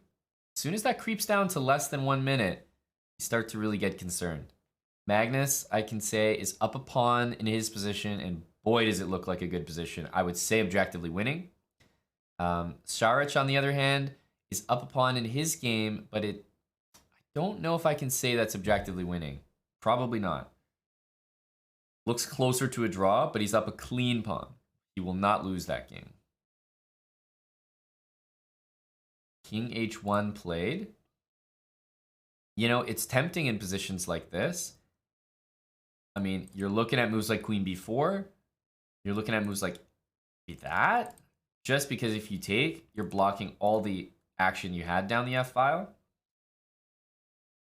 I'll say that in a over the board game, I think Eric's position is like borderline lost. But in a blitz game or time scramble or rapid match, which is what we're seeing here, I think there's still chances. This bishop is strange, very strange. So I think Eric's still got it here. He's still fighting. Meanwhile, Mai Li did get her b5 push going, and as strange and as I want to say bad as these pawns and position looks for Mai Li, she played knight a8 to play b5 and bring the knight back. Like, as weird as all that looked, like, I'm impressed with the way that she's played this game. She handled the move g4 in stride, and now she's got the pawns defended. It looks like knight a4 is kind of the idea, right? Hitting the bishop and that pawn. So I'm sure yeah, so just a bishop check, of course, if knight a4.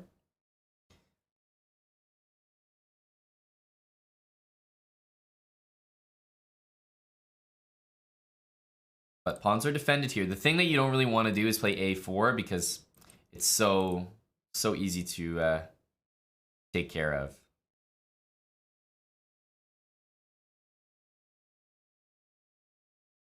Magnus won against Bortnick. It was truly that winning. Yeah, this is the position I saw. Magnus just doing Magnus things. Look at that pawn just motoring up the board.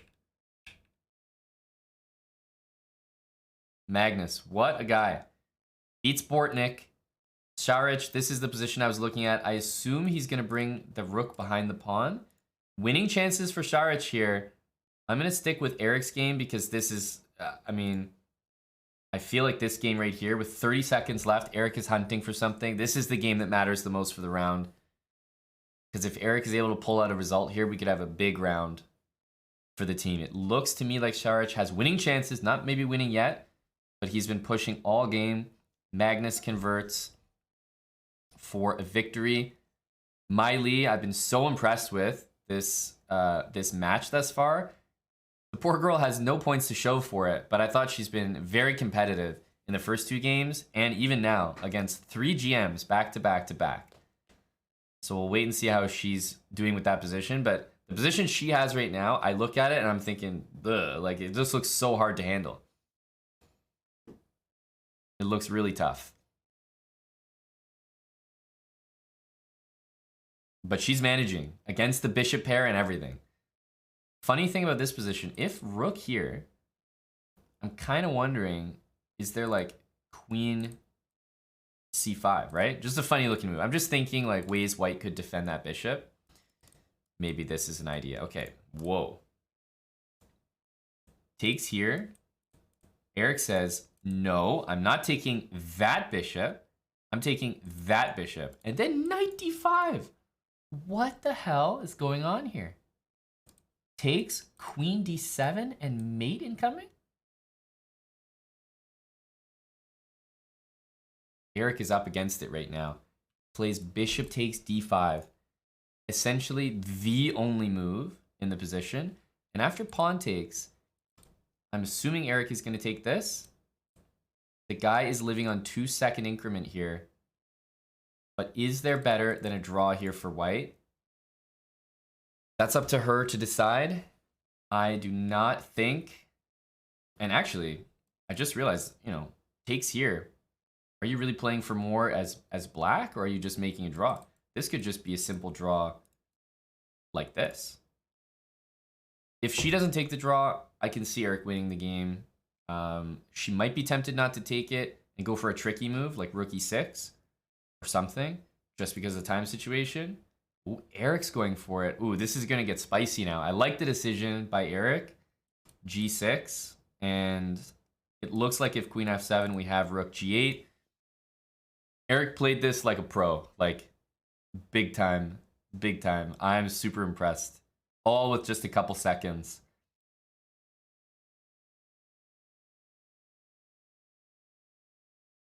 Carissa under pressure right now. You'll notice the eval bar hanging out around 0.00. And that is because of one single move. That's it. There's not much Eric could have done differently. It is going to be a draw here by repetition. Queen g4, queen e6. But Eric could not have done better. Lots of ways for Carissa to go wrong there. I'm impressed. Plus, if queen e6, Eric's still fighting for the win. This one will make the draw, though. Yeah. I mean, Eric gave her like 10 chances to make a mistake.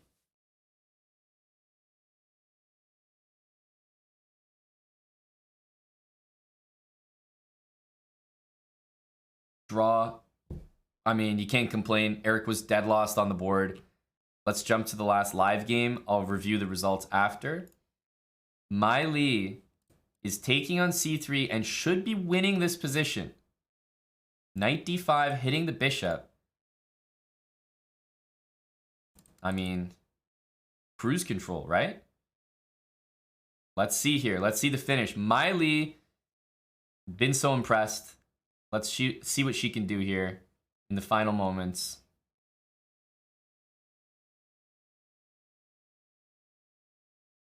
It's a time scramble. Very nice technique. So good from Mai Li. And the B pawn comes. Oh my goodness. Mai Li, way to go, girl. I said it before. I think she's been playing so well this match. She didn't have any points for it. Look at this. Look at this. Totally deserved. And a 3.5 to half round for the team. That's what we call energy. We got to bring out a little bit of sandstorm for that. That's a big time push right there. Super impressed by Mai Li. Super impressed. I'm going to review the results in a sec, review the games. Let's vibe out a little bit. The team came with a big third round. Let me update the scores as well.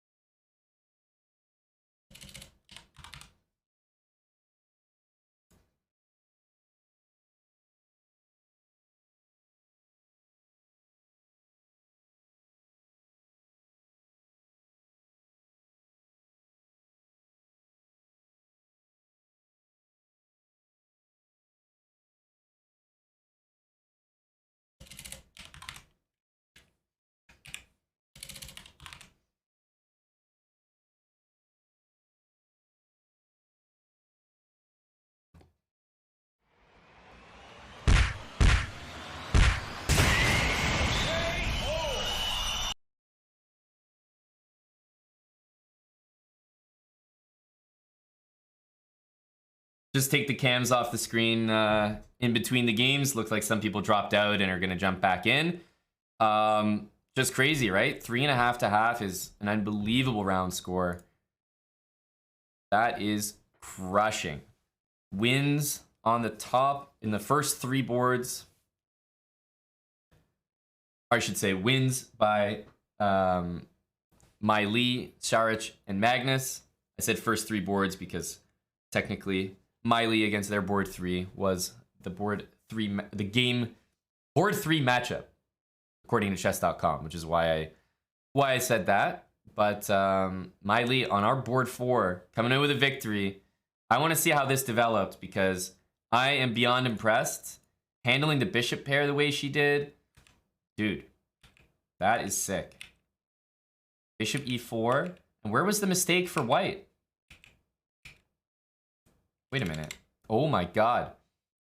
Bishop. Oh my god. Bishop e8.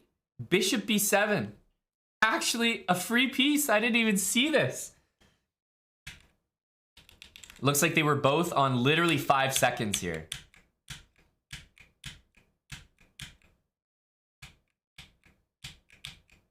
Oh my goodness. So well done, though.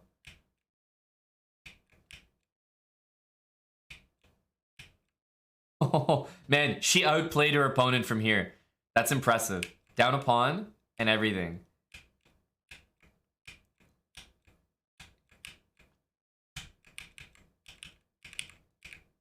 Oh my goodness. That's a serious outplay. To outplay a GM the way that she just did, very impressive. That was a full hanging piece in that position. Wild. Wild. And like I said, I give her extra credit because this looked like some kind of prep. I don't even know. G4? Like, I don't know what's going on here. So I just thought that she handled that really well.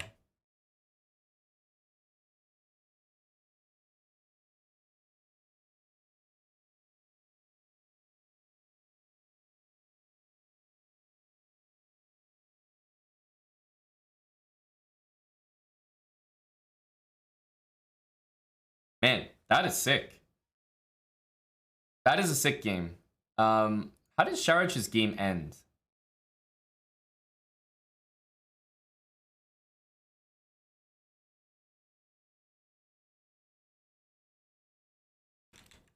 I liked his decision, but I'm not sure that he was winning.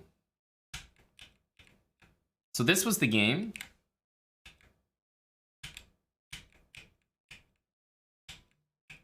Right, and then black is going to make an attempt to take the pawn here. What happens now? You get the rook behind. Is this winning for white? My opinion is probably yes. You have to play so accurately.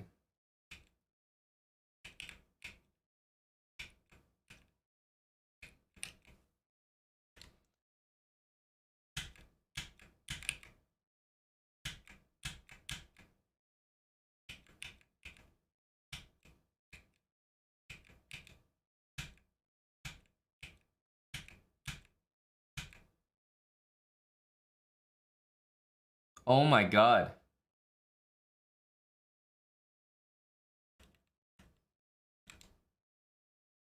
So if you go here,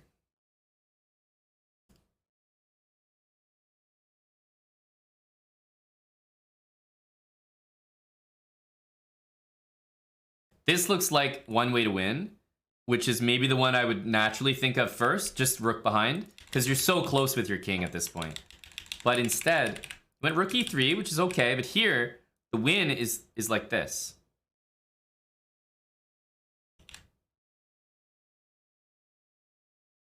And then king here. Sharich played king e2. And you're telling me in this position, g2 wasn't even attempted. It wasn't even attempted. And it's so impressive. It's so impressive to see this on display because the reason you'd think he was winning is actually here. You can't do that. That's clear. But rook f3 check. Okay, king here loses. But king g4, I think Saric was planning to go rook down. Or he just made a mistake, but I think his plan was to go here. But you can actually promote to a knight with check and still draw this game.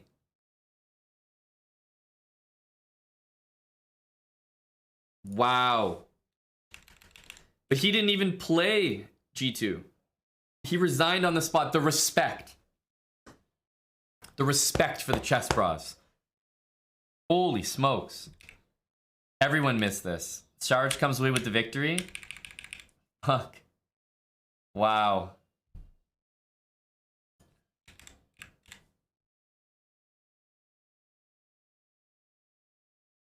Yeah, he resigned in this position after king e2. I mean, I would play g2 because it's like, you still make the guy find rook f8. Even if this is winning for white, maybe a couple more moves. But instead, he actually resigned a drawn position, which as a grandmaster, trust me, it does not happen very often. That's quite rare.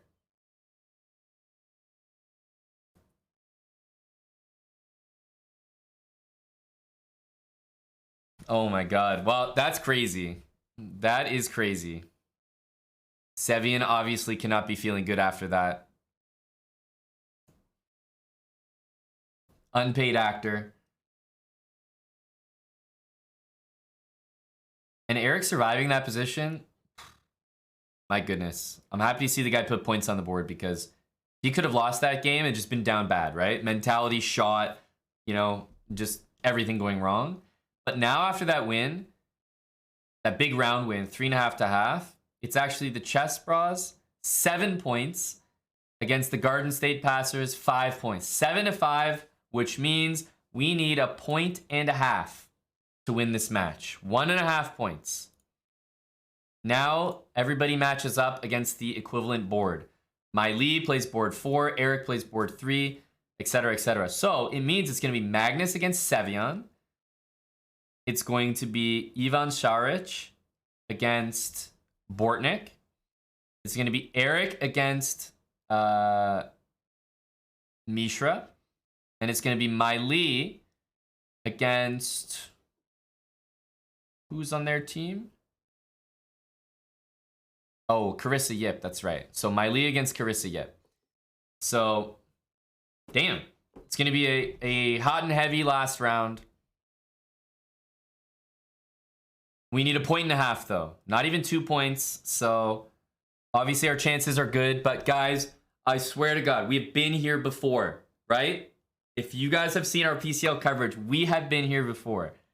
We are so often leading by, like, rounds 3 or 4. We have to put it away in the final round. So, please do not think this is in the bag. The Chessbrahs have been in this exact position almost every week so far in the Pro Chess League. Magnus with the black pieces.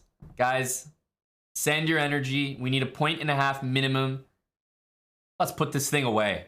Let's put this thing away. I'm going to bring the cams back now. Might have to adjust some here.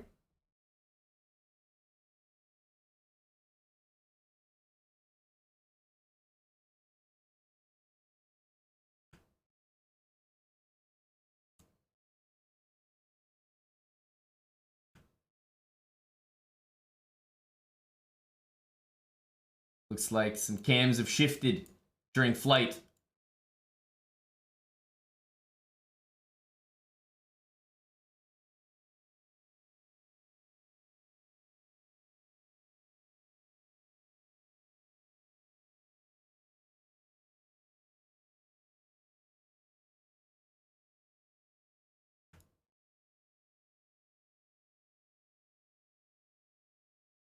The players sometimes drop out of the call after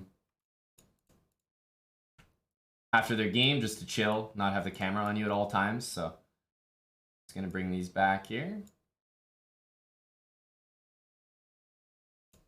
Here we go.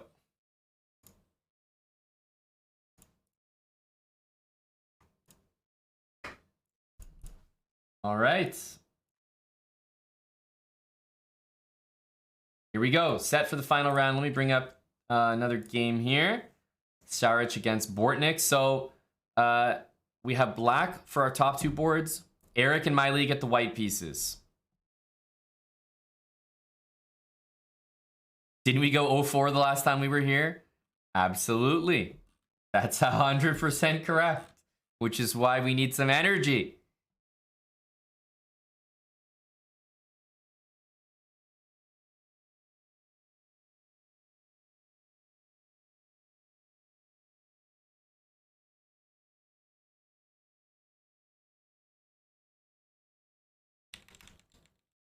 That C3 Sicilian getting a workout today.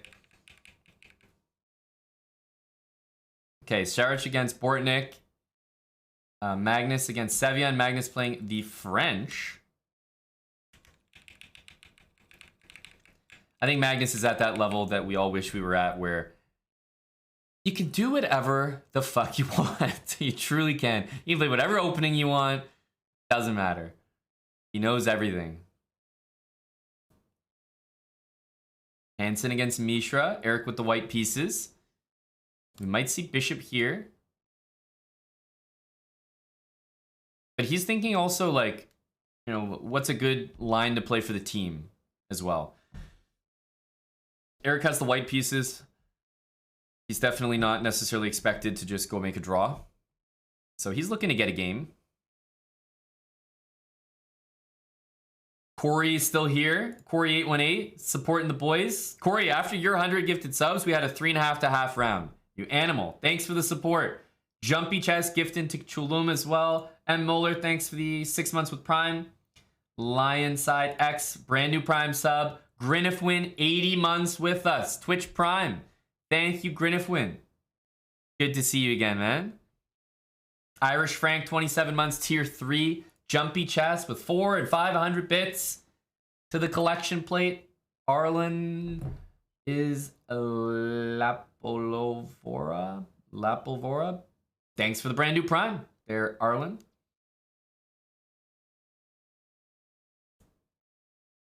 It almost looks like Arlen and then like Spanish or something, like Ilya Povora.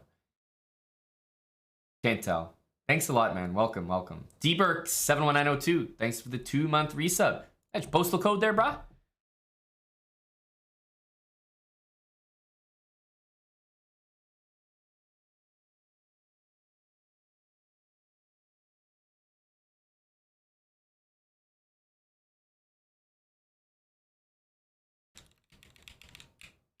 Okay.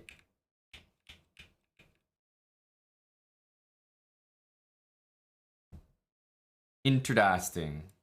I can see bishop check being a move here.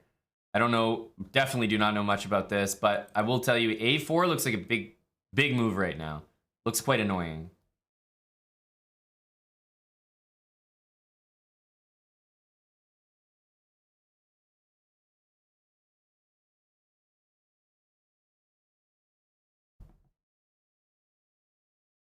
I imagine castle. Castle f5 e4, like I start to wonder about that and how it gets handled. But I think, if I'm not mistaken, white goes for stuff like g4 in these lines. It really stops that. So I think if we see this, what I'm used to is g4. Clamping down the f5 square before black can just do that. I think that's the idea.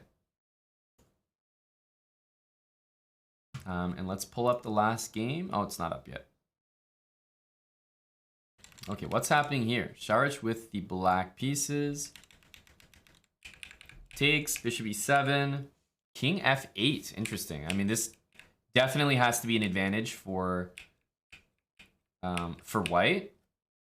There's no way it's not. However, that being said, he wants the bishop on c6. King here as well. But white is also ready to, you know, even sack a pawn here to open things up. Dark squares could be super weak.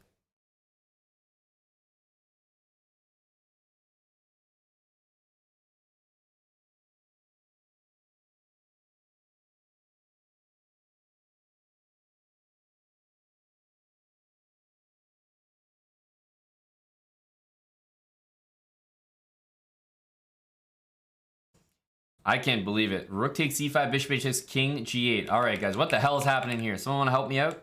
Can I tag maybe Jumpy Chess and Chicken Pants in for commentary? Bishop h6, king here. And it's as if the king is castled. Get a weird rook on e5. Rook d1 by white looks plain and simple. Black is dreaming of a bishop on c6. Would be so good. But hey, you've removed that e5 pawn. And if the rook sits on f5, I can kind of see how black's okay here. Rook here, just hit some of these pieces. It's if you could put that bishop there, black is like winning the game on the spot. So it's about whether or not we can do this safely. Because I'm looking at this. Bishop d7, right? And takes, takes, rook takes, maybe even rook h5 and then bishop d7. Kick that bishop out somewhere, right? And then bishop here. Like, this stuff looks good for black. He played bishop d7 straight away. If takes, I guess rook takes. And I'm wondering about stuff on the dark squares here. So queen c3. Bishop here, there's knight f6 to worry about.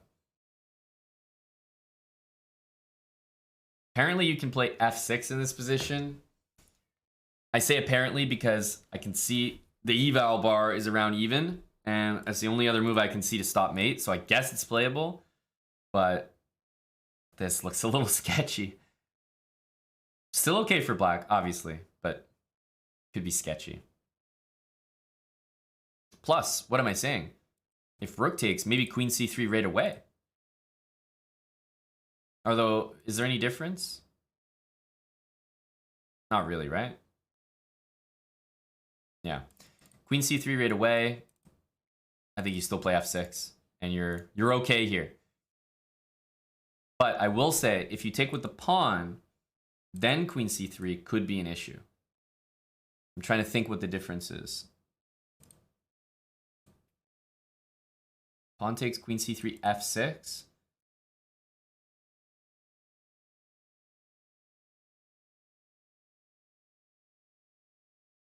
I'm trying to come up with some sacrifices, but honestly, they're not really working. Rook takes d5 is more natural. You want to trade pieces anyway. So Sarge has gone down a road which is very forcing. This could be good for us because he's got only moves to play. Like if this happens, right, he's forced to play this, and it's the best move. There's no mates here. He's also got 7.5 minutes, so he's got tons of time. I am going to pull up our last game here. Now we've got all the games up. I'm just going to take a look at Magnus's position here. Playing the French, he's got the knight on e4, c3, super solid position for white. And Magnus goes a5. He's ready to sack the pawn here. He wants b4. White has to take. Bishop a6. And he's saying, go ahead. Because now he's got a3 and rook takes ideas. White is better here, but I'm wondering, because Magnus is about to break through with a3 undermining the c-pawn.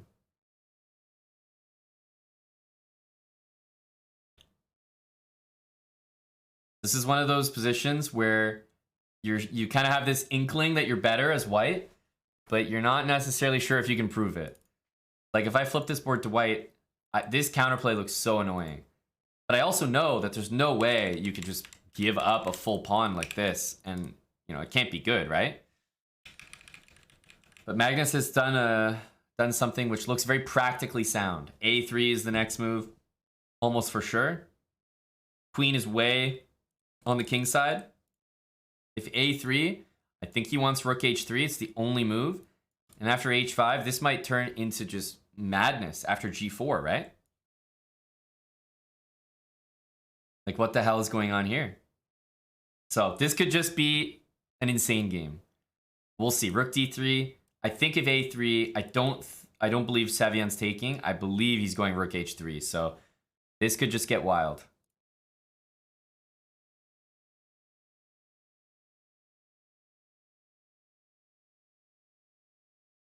How is this roster? 2,500 average with top 3 boards 2,600 plus and Magnus. Well, Magnus doesn't count as his actual rating. He counts as a 2,700 for the rating calculation purposes. You can read more about the rules in exclamation mark format. They outline everything there. There are rules for female players on the team and also for players over 2,700.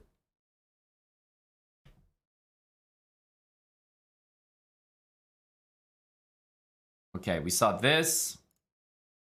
Knight c3 he went for, also very tricky. Because takes, you gotta get out of that pin afterwards. But we've looked at that game. Let's check back in with Eric, and then we'll jump to our board 4 matchup. Yeah, g4 makes sense. Eric is gonna have to get this knight somewhere, right? To me, knight d2 makes sense. Try to slot the knight on e4. And then maybe go for h4 and g5. So I think knight d2, h4, g5. These are the moves that I think Eric wants to get in. 5 minutes apiece. Eric's not way down on time or anything. Good sign, good sign. We need a good last round here. Let's jump to the game we haven't checked out yet. Miley with the white pieces. She's playing that King's Indian again. And whoa, e6, knight e7 by Carissa is interesting. And d6, wow. Normally black plays d5 in these lines, but just d6. Knight d2. Yeah, I mean, I was even thinking like queen d2 and just plain and simple. But yeah, there's no way that Miley's position is not comfortable here. I like her her game so far. Kingside castle looks safe. f6 is a terrible move to play, so you're stuck dealing with that pin the whole game. And a3 to kick that knight out might be about to happen. So it's not an amazing advantage here, but I think she's a bit better. Ooh, 94. That's a really weird way to stop something going to c2. First of all, I think you can castle safely. You know, knight c2 is the threat. I feel like you can castle. I see this. I see bishop b2, and I'm wondering, are we even moving the rook here? Maybe we're just castling. Like, that's my impression. Castle or maybe like knight here. I guess knight here doesn't make sense now because you have this check. So maybe castle with the idea knight f6. Damn, rook b1. All right, bishop just going back. Well, she sacked a pawn, no problem, and I respect it. a3, kick that knight out. There is rook b7, but I feel like white's idea is just castle and maybe try to play knight f6 check. Don't want to allow knight takes a2. So this looks like the right stuff. Knight a6, and will we see rook b7? I like the way Miley's been playing. Very energetic. Happy to sack a pawn here. I don't know if it's the best move, but she's happy to do it. Suits her style.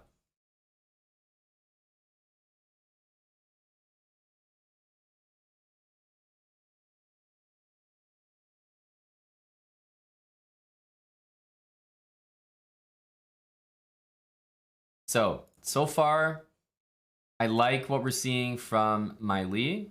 Like her position. Eric's position, he just played g6. I was actually wondering what happens after queen takes h5 here. Because then black is obviously looking to play a4, like a3, you know, full attack. But he's gotten to move g6. If takes, I think it's clear what he's up to, right? He just wants full pressure there.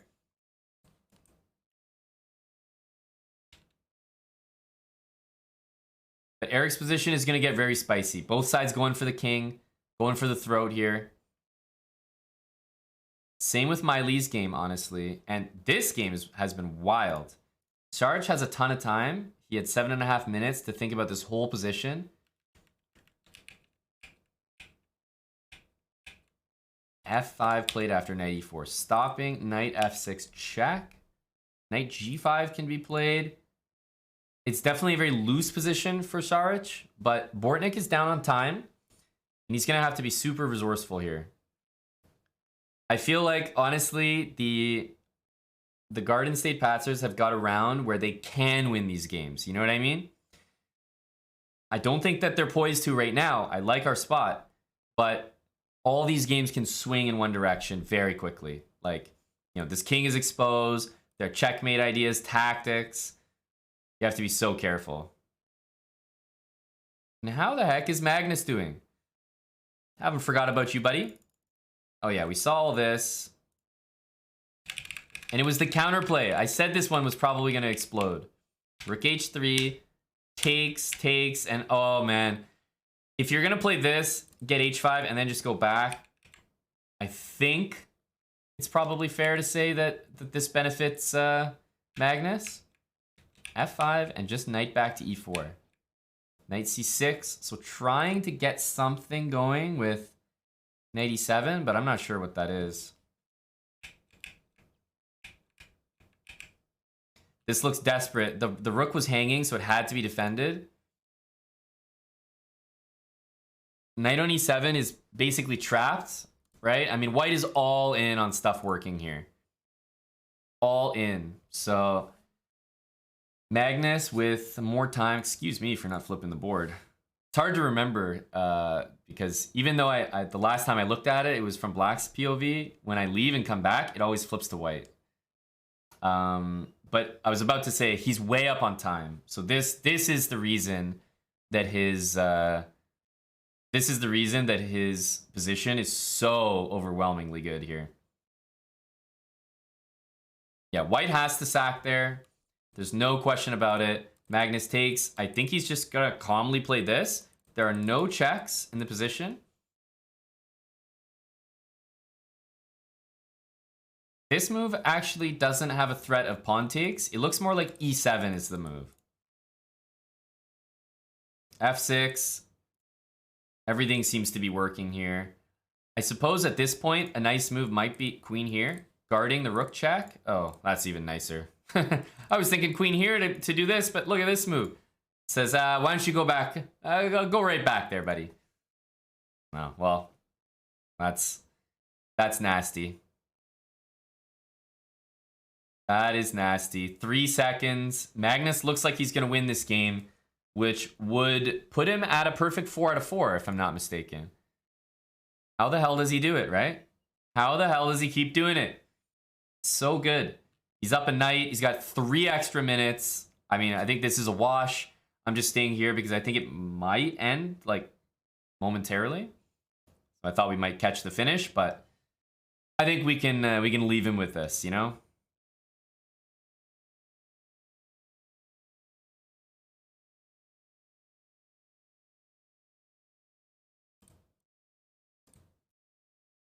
Hey, shout out to that move. That's tricky. He's struggling here. Maybe queen takes a3 for the boys. Anyway, I'll leave Magnus with this. There are other games that are much more important to keep track of.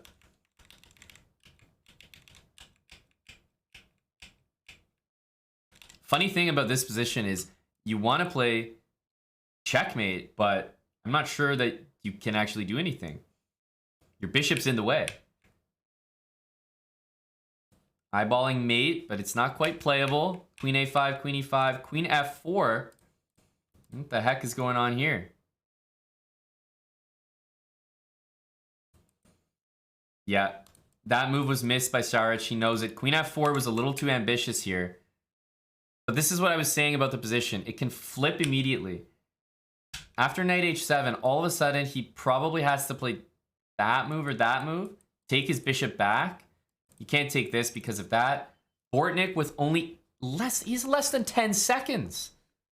Less than 10 seconds. Unreal. And he finds stuff like this. Yeah, so he's going to take here. He's going to have to take back. Wow. Even finding bishop f4. Bortnick. Stop being a savage, man. Queen b2, and then knight takes and takes. Saric's position is looking worse, but I mean, the bishop is so strong here. It's just that the king is exposed. Magnus officially won his game. Just to let you know how it finished. So that brings us to 8 points.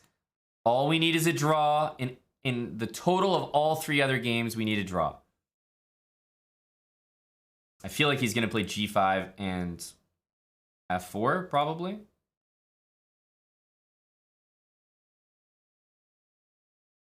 G5, because if bishop here, you're actually losing. Wow, is he trying to play e5 here? Oh, g5 now. Very tricky. f4, right? Only 1 second on the clock for Bortnick. f4, I mean, how is that not the move? Just a trap piece. That's huge. That is huge for us. Oh, and look at this precision. So that when you take, it's a check. Queen f1. Nasty move by Saric. I mean, he's not going to lose this game, guys. I think the Chessbrahs curse has been lifted. You know, at the very least, it's a draw. I'm not sure if he's aware of the match result right now. I would absolutely not take a draw here. It makes no sense. He's completely winning. However, I'm just saying, if he happened to know that Magnus already won, then he might take a draw for the team. Wouldn't be an insane decision. Okay, what's happening in Eric's game? A little bit worse. Opponent has 30 seconds.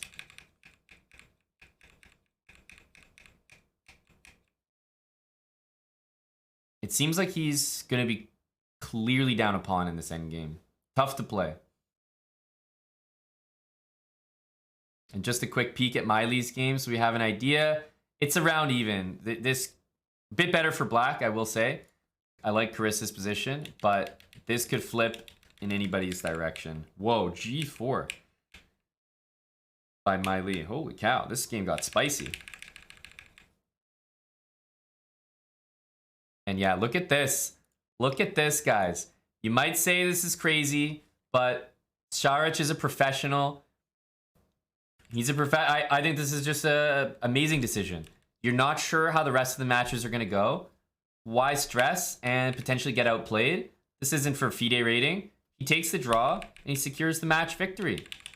He knows what he's doing. I think that's a tremendous decision. Ivan Saric confirming the win for the boys. But we couldn't have done it without the girls. Look at Mai Li. That last round win, so crucial. Let's stay with Eric's game for the moment.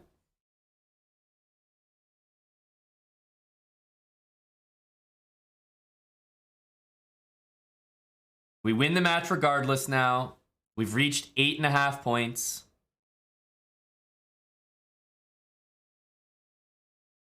I think that is exactly what you want out of a team player.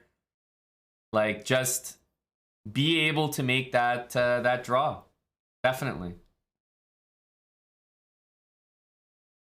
Unfortunately, Eric knows this one is done.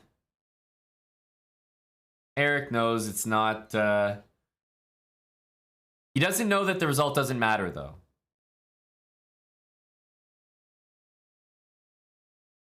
But he certainly knows that there's no saving this game. Ooh, that's a nasty move.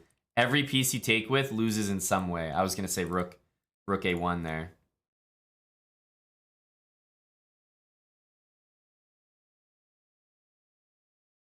The cams are going to get all messed up here, so I'll actually just take them off the screen there. Just because people are going to be leaving and whatnot.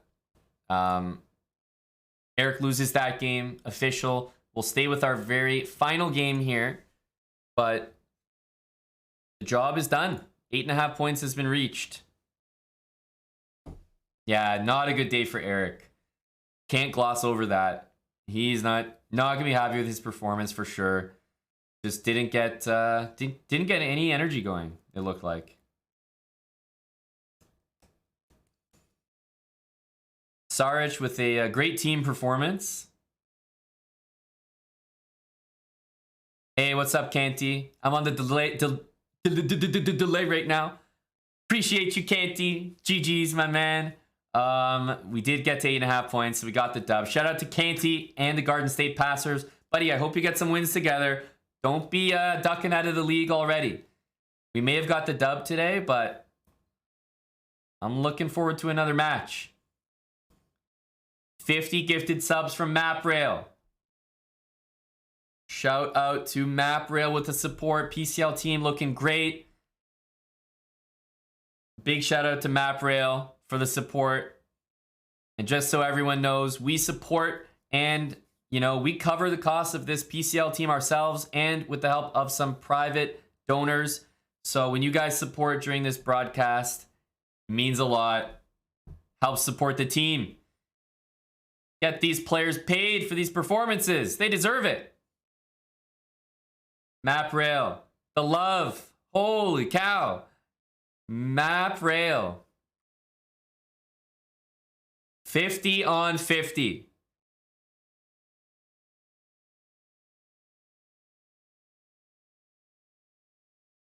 Thank you, MapRail.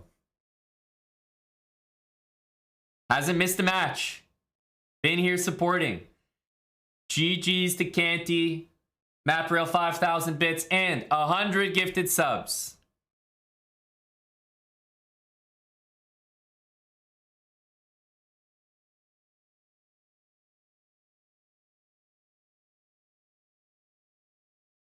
This is the last match. We've already won. This is just a victory lap here. not for Mai Li, unfortunately. She's not going to be doing the victory lap. But Mai Li did her part for sure. Don't forget that round 3 win with the black pieces against the GM that she pulled off. That was very necessary.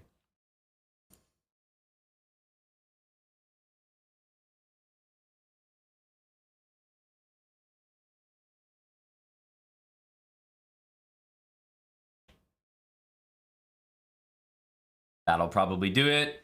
And that's the match. And that's round 4. But guess what? Ivan Šarić knows what he's doing. Took that draw from a position of strength. He got it done. He got the result. He took a draw. Magnus winning. Just very impressive performances by the top boards. Passers GG just resub for 3 months. Shout out to Passers GG. That's our opponents, Garden State Passers. Shout out to Canty. Appreciate the 3-month resub there, Passers GG.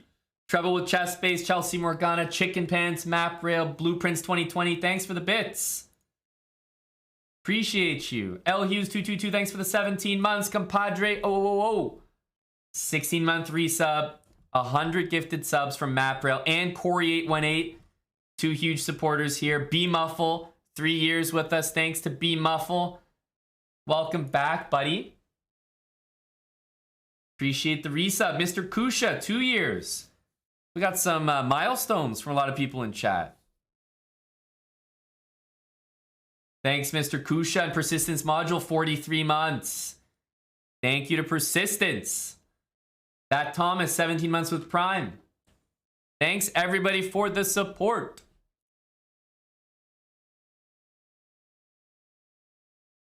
I'll just pull this up really quick so you guys can see. There we go. Nice and big. It's easier for me to just show this than report the scores. Magnus, 4 points. Ivan Šarić basically got 3.5 points. He was winning that last game. He took the draw for the team. And then Eric had a bad day. Can't sugarcoat it. Poor guy.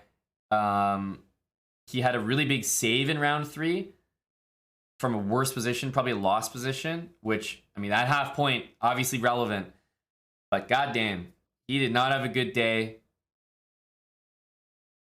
We wanted Eric to get off to a good start, but unfortunately that Bortnick game really just kind of killed the energy a little bit, you know? So that's where we stand. Very, very big scores from the guys at the top. Carrying from the top.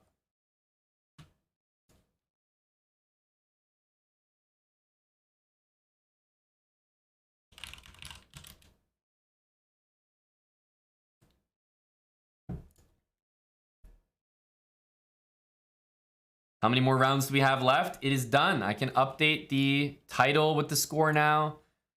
8.5 to 7.5.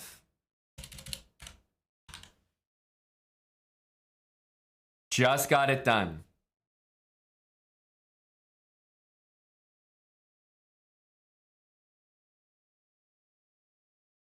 Just got it done.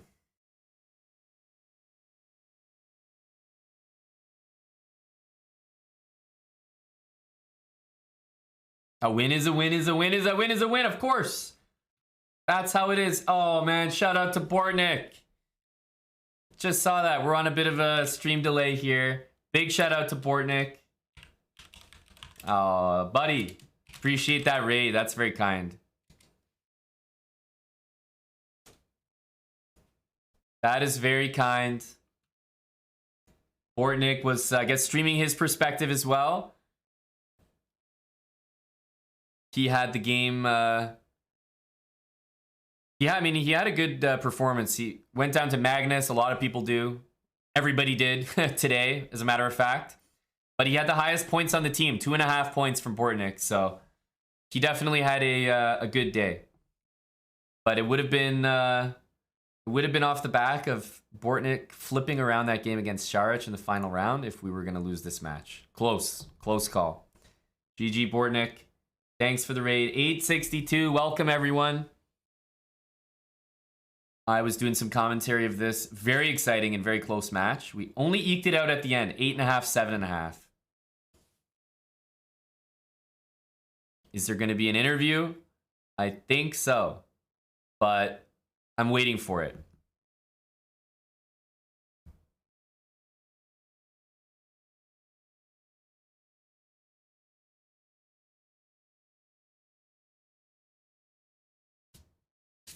Victory marbles. I might wait to see if there's an interview.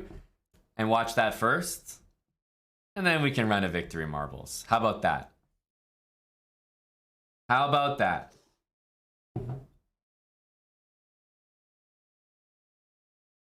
Jedi Mind 44, thanks for the 19 months. Sky Money 1134. Appreciate the 11 months with Prime. 19 from Jedi Mind with Prime. Finn Diesel X, 8 months with Prime. It is a Prime train right now. Thanks, everybody. Exclamation mark Prime. You got to manually resub. You might have a free Prime sub lying around, and you might not know it. So make sure to double check.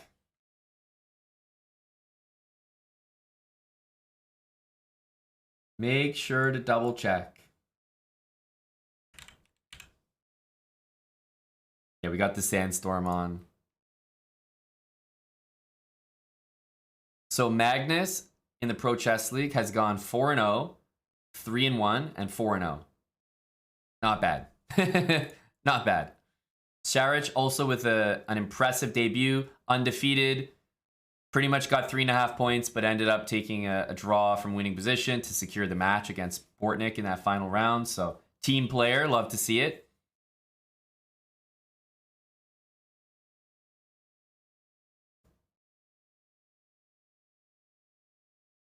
Have to celebrate with Sandstorm. What else? What else? We got the Prime train. Tons of support from the chat. Today was a good day. We got it done. In case you guys don't know, the way the Pro Chess League works is... there we go. Standings here. Basically, if you get 3 wins, you qualify to the playoffs. That's how it works. So if we win one more match, we're in the playoffs. That's the way I understand it. If you lose 3 matches, doesn't have to be 0-3, even win 2, lose 3. As soon as you lose 3 matches, you're out. So you have to get to 3 wins and avoid getting to 3 losses. That's how this Pro Chess League group stage, let's call it, is formatted.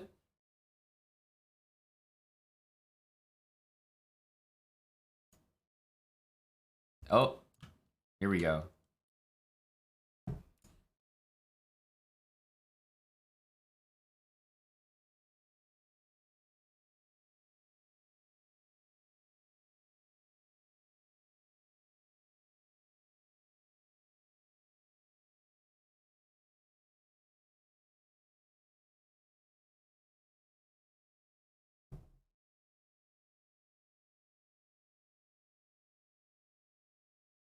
We missed him talking about Eric by the looks of it.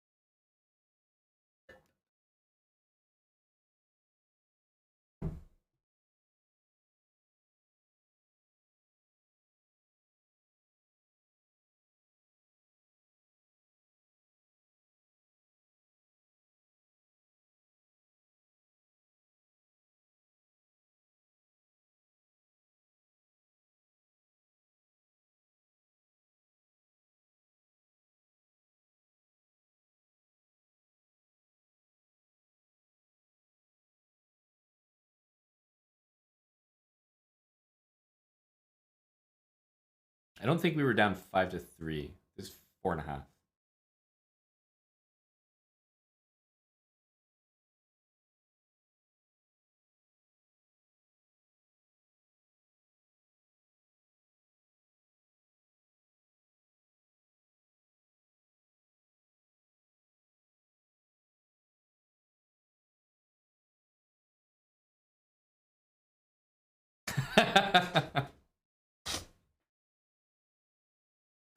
Actually, Eric was the key. It's refreshingly honest. Usually the players have no fucking clue what the key was. People ask them, what was the key to victory? It's like, I'm a fucking player. I don't know. Like...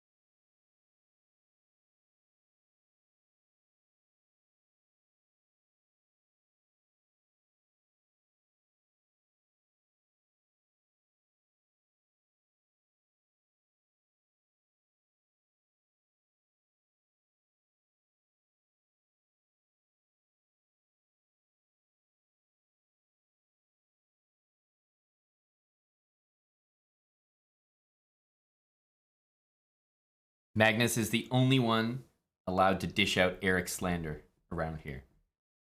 The only one entitled. The rest of you shut the fuck up.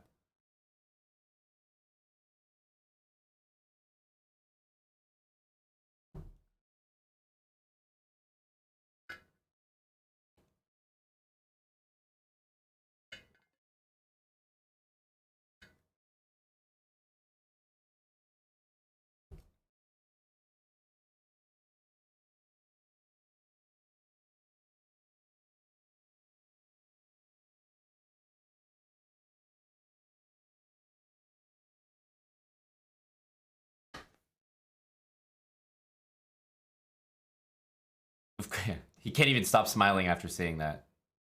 My guys won every game except one.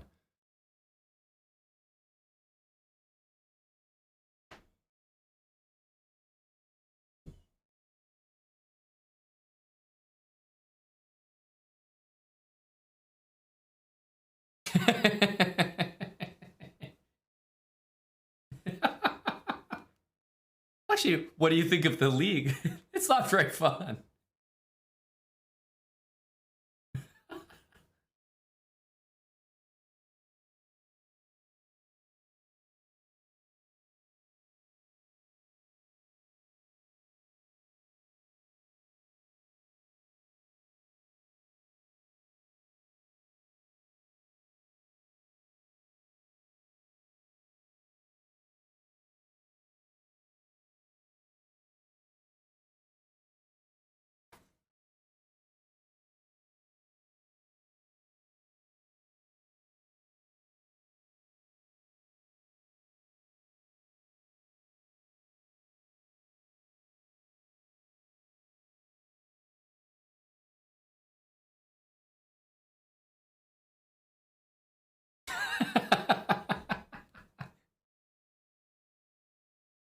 Have you been impressed with anyone's play?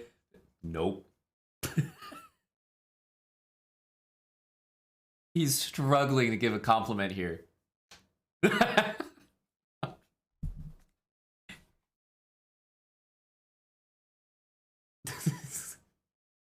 The only guy that could do that.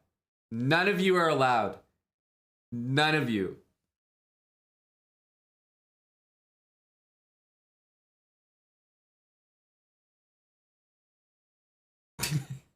My guy sounds asleep. Oh man, I love Magnus interviews. He doesn't hold it back. He shoots straight, says it how it is, and he always sounds bored as hell, like he can't wait to leave. and he scores 4 out of 4 and calls his own chess mediocre. But goddamn, if Eric didn't catch some strays there. Hey, I'm not gonna lie. You gotta call people out for their performances. Eric can play so much better than that and has scored so much better than that for our PCL team before, so deserved. But only Magnus can do that. Don't get any ideas.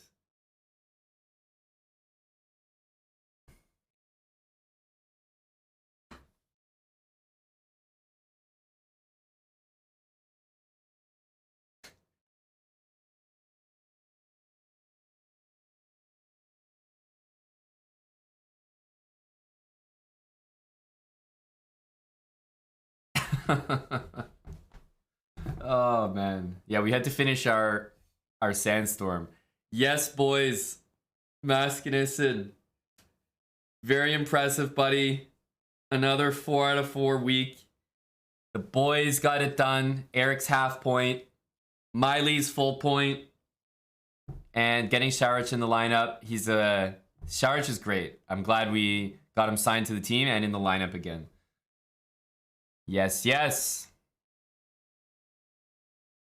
We're going to vibe out with a few victory songs and get 1 marbles race for the victory.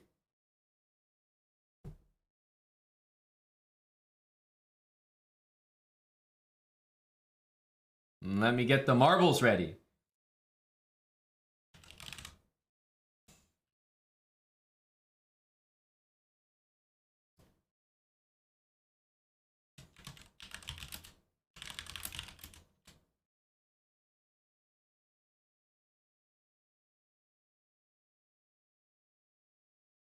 We're still on delay.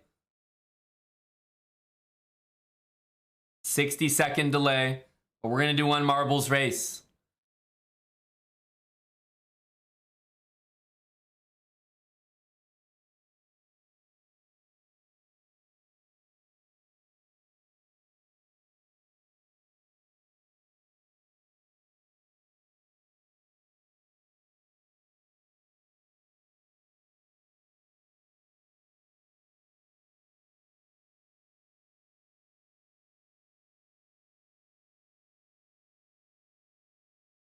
All right.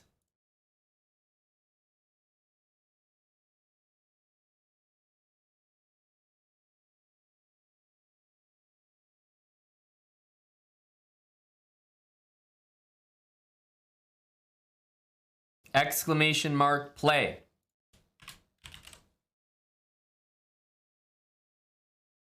Wait a minute. This racetrack looks trash.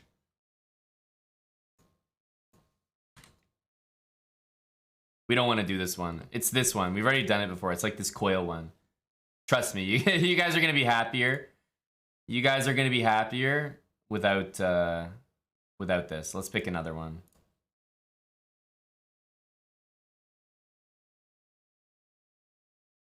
Exclamation mark, play.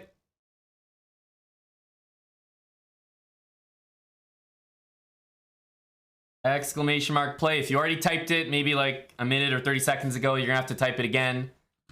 Tim in Philly, thanks for the 100 bits. There we go.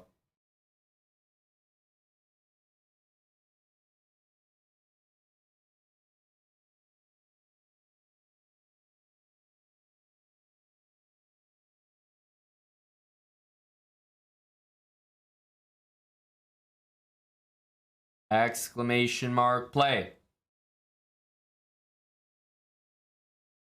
I'm doing you guys a favor, trust me. That last track was gonna be trash. We've done it before.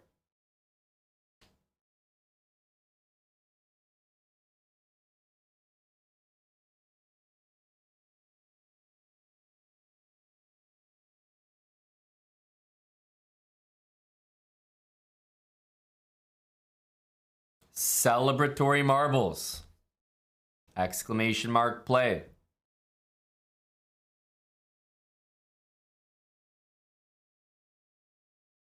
We got 250 spots only. Get in quick. They're going fast. They're going fast. Only 50 more spots. We're at 200. Cam overlay is busted. Yeah, it's not the cam. It's actually a chess.com alert.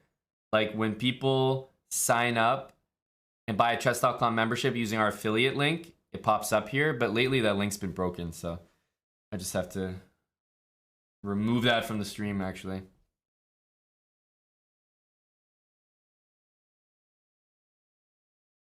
If you joined earlier, you might have to rejoin !play. That last map was gonna suck.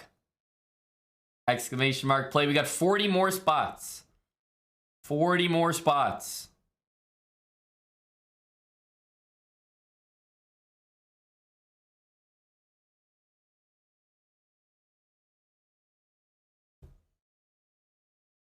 Dr. Lord Mayonnaise gifting 50 for Eric's performance. 50 subs for the Chiefs' performance today. Let's go, Dr. Lord. But Dr. Lord, what about Magnus's performance? If Eric is getting 50 subs for his performance, surely at least maybe 5 subs for Maskinissen as well, eh? I'd say Maskinissen put in a 5 sub performance today. Don't you? Thank you to Dr. Lord. Guys, there is, what is there? 10 spots left. Last 10 spots.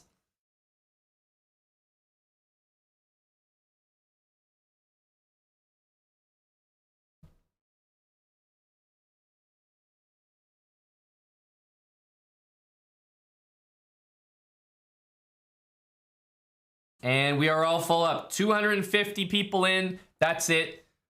No one else can get in. We're going to start the race now, guys. This is the marble celebration race for the win.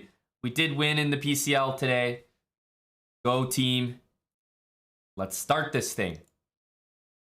Get your marbles on the track.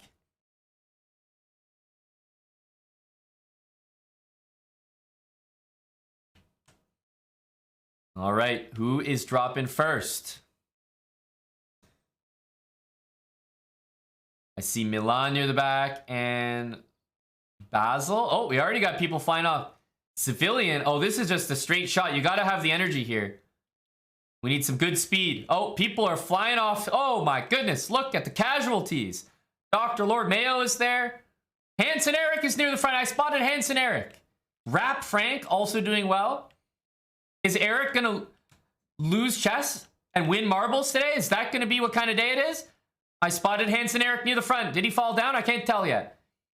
Donce. Rap Frank. Still up there. Curious Chimpanzee. Chicken Pants. Dr. Lord Mayonnaise as well. Pulling up. At the back we have Milan and Chess Dude Guy. El Trapo. Digilals it looks like.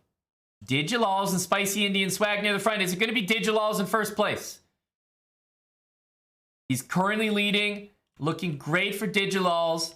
Chicken Pants just sent it. Holy smokes, he missed though. Yeah, 928. Dr. Lord Mayo creeping in. Digilals is indeed in first place though. Looks good for Digilals. I think he's got it. Unless he gets yeeted. No, Digilals has got it. Just gets in ahead of Bird Bra. Digilals in first place. We can see Maskinissen and Nitsid Prime there. They're going to get qualified, aren't they? Mapriel near the back.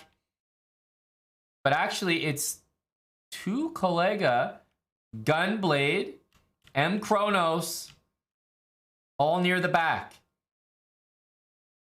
Mapriel getting in there. Skippy John Jake. Oh, Gunblade. And two Kollega also went down. So M. Kronos might be the last one here.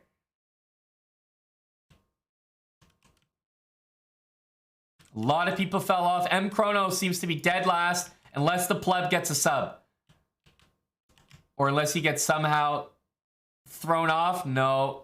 He's going to finish this race. And I don't think there is going to be... Oh, look at that. I don't think there's going to be a gifted sub for them. But you know what? We're on a 60-second delay. So I will allow 1 minute for that sub to come in.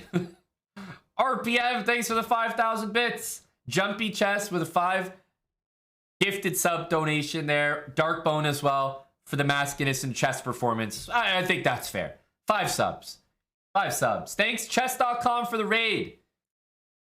We're doing a celebration marbles raise. Shout out to chess.com. We decide all these races with a chess match. So don't worry, we're heading back to the server. Digilals, ban or no ban? You came first. Congrats, congrats. We're going to scroll down. Oh, a little 31st for Maskinison. Not bad. He's getting better at marbles. You have to remember, he's new to this. 69th place, Gajillionaire. Golf clap, golf clap. Oh, D. Sanchez gifted a sub. And you know what? That was in time. That was in time. I don't even think he needed the extra 60 seconds. That was in time. Litke. Buddy, you are definitely in last place. M. Kronos was saved by the gifted sub from Buddy D. Sanchez, 1973. Thanks a lot there, BJH. Appreciate the raid. Thanos was right. Thanks for the 5 gifted subs. For the Maskinison performance. Go Magnus. Earning 5 subs at a time. All right, Litke is in last place. Are we getting ban or no ban from Digilals? It's a ban. And Litke, you've been banned. You are in last place. You got gifted a sub, but now you're going to have to defend yourself in chess. Litke and Digilals, I need you to put your chess.com usernames in chat right now. You guys are going to be playing, and if Digilals wins, Litke is going to be facing a ban here.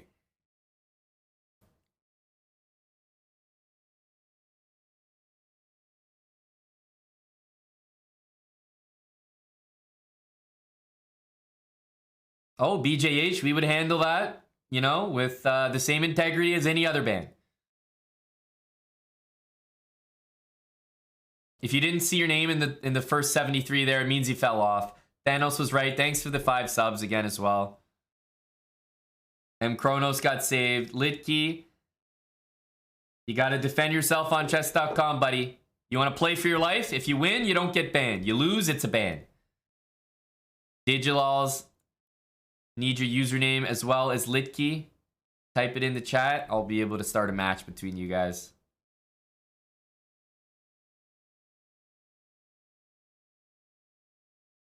I feel like I've heard this song before. Same name for Digilals. What about Litke?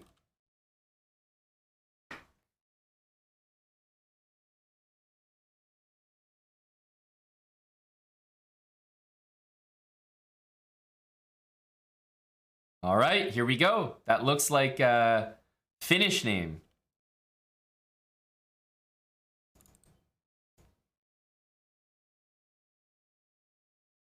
All right, we're heading over to chess.com. We're heading over to chess.com.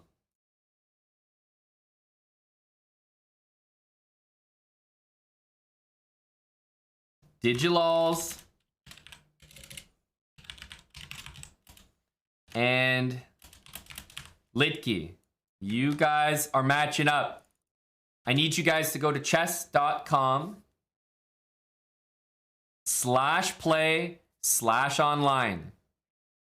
Chess.com/play/online. You guys are going to be playing, and if Digilals wins, it is going to be a ban on Litke. That's the way it works around here.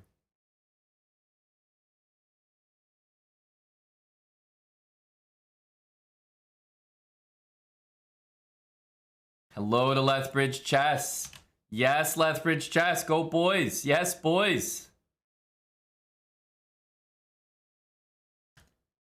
So Litke, I'm waiting for you. I don't see online yet. Chess.com/play/online.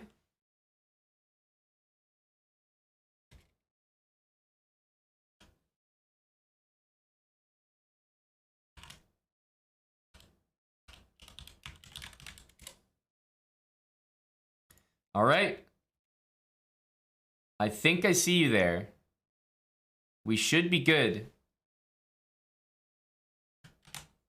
Are either of you guys... I've had this before where I've seen you online. So I see it here. You're online. Good. Digilals is here. Both online. Perfect. Good luck, gentlemen. Good luck. Digilals does not look likely to ban our Finnish friend here. Jose Alvarez, fan 17. Thanks for the raid. Young Factor. Cheers, guys. How long of a ban? My discretion. It's never too long. You know, we're reasonable people here, but depending on how the chess looks, oh, it could be significant. You just got to play good chess. Big raid, yes. Massive raids coming in there. Chess.com and Jose Alvarez fan 17. Two similar raids.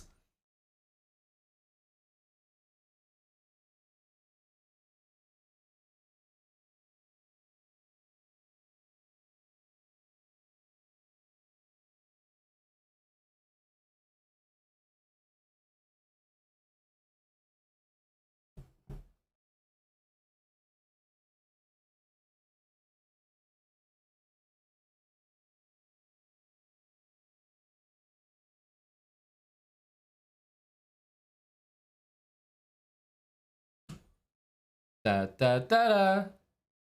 Digilals is hanging in there. Gotta hand it to Black, though. Looks like a good position.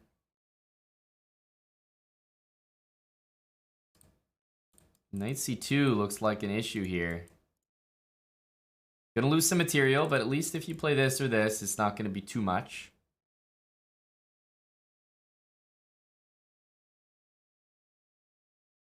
Nice. Maybe queen here, little blunder, not expecting the queen to be there.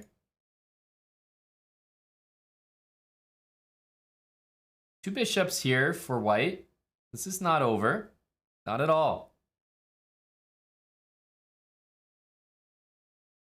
The Scientist. Play bad chess and get featured in Magnus's next interview. Oh, that's a good point. Is it that easy? Big learning moment here, guys. Digilal's trading pieces when he's down material. That's a big no.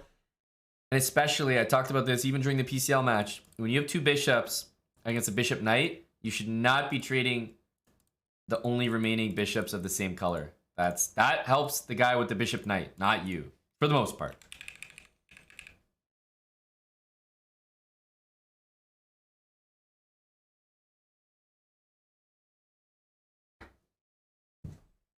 Tough spot to be in.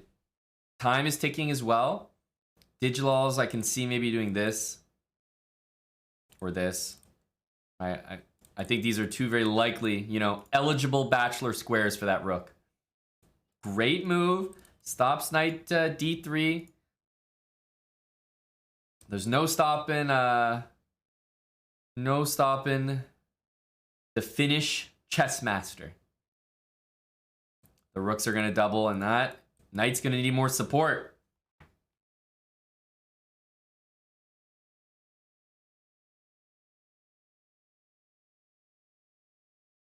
He's fighting here. Got to give it to him. Da, da, da, da.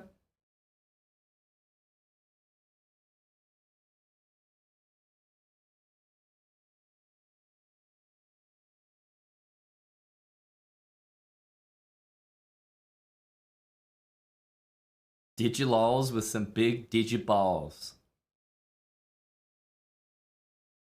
Good move.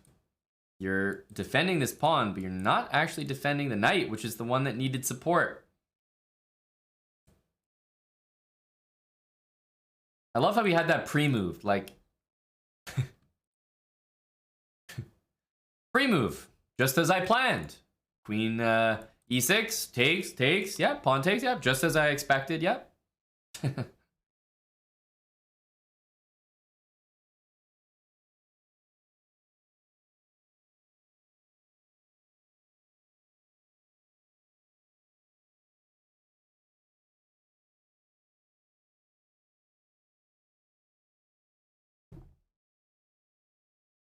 It is a big rating disparity. Sadly, there's going to be no chance for a stalemate. because all the pawns need to move. And it's a pawn checkmate, and there will be no ban. There will be no ban. So in the end, he just got a free gifted sub out of it. So who scammed who here? Who scammed who?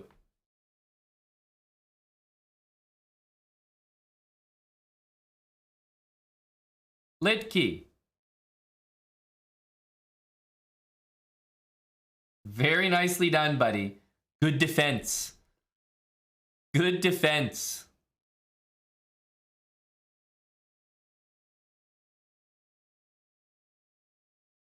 Digilal's first place. Lost the game, but he's not the one on trial for a ban here. Yeah, all according to plan. All according to plan. No ban administered. GG. I can tell you guys are, you know, we're getting by with 60-second delay. But isn't it crazy? I find it infuriating. That's why I don't think I could ever stream poker full time. Like, I just can't. Like, this delay is insane. We had the guy who lost the game in the chat, you know, while his game is still going, saying GG, you know, all done. It is, oh man, delay is crazy annoying. Best of 3? No, we're done. Only one. If you guys can't get bans, that's your own fault. Think about it. You in the chat. I'm talking to you. Why weren't you in first place? If you wanted a ban so badly, why didn't you get first place and get it? That's your own fault. So why don't you think to yourself as you go to sleep tonight, what could I have done for Chessbrah? Not what is Chessbrah doing for me, but what can I do for Chessbrah? Why don't you think about that as you go to sleep tonight? Lile Koridze, thanks for the raid. Appreciate it, Lile. I am going to end off the stream, guys. I don't even care if you guys can put up with the 60-second delay. I can't.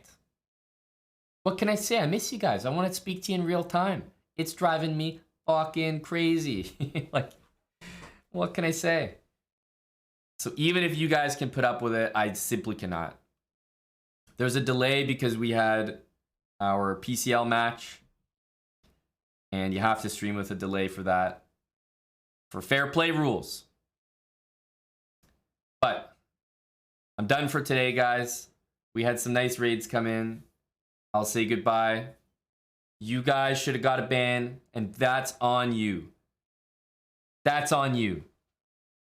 Your own fault. I can tell you that tomorrow there's more PCL action. I'll be commentating, so I'll be on the chess.com channel early in the morning, covering both matches tomorrow.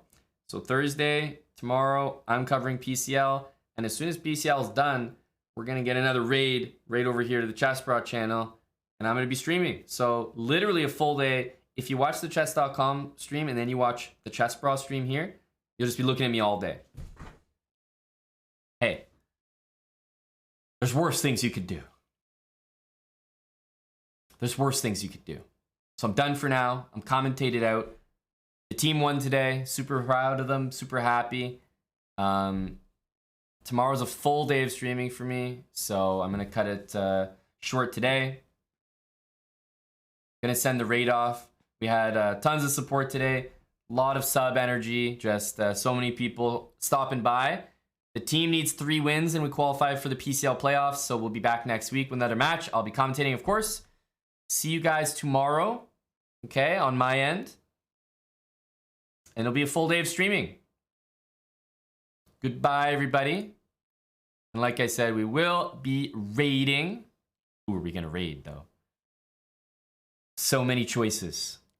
So many good choices.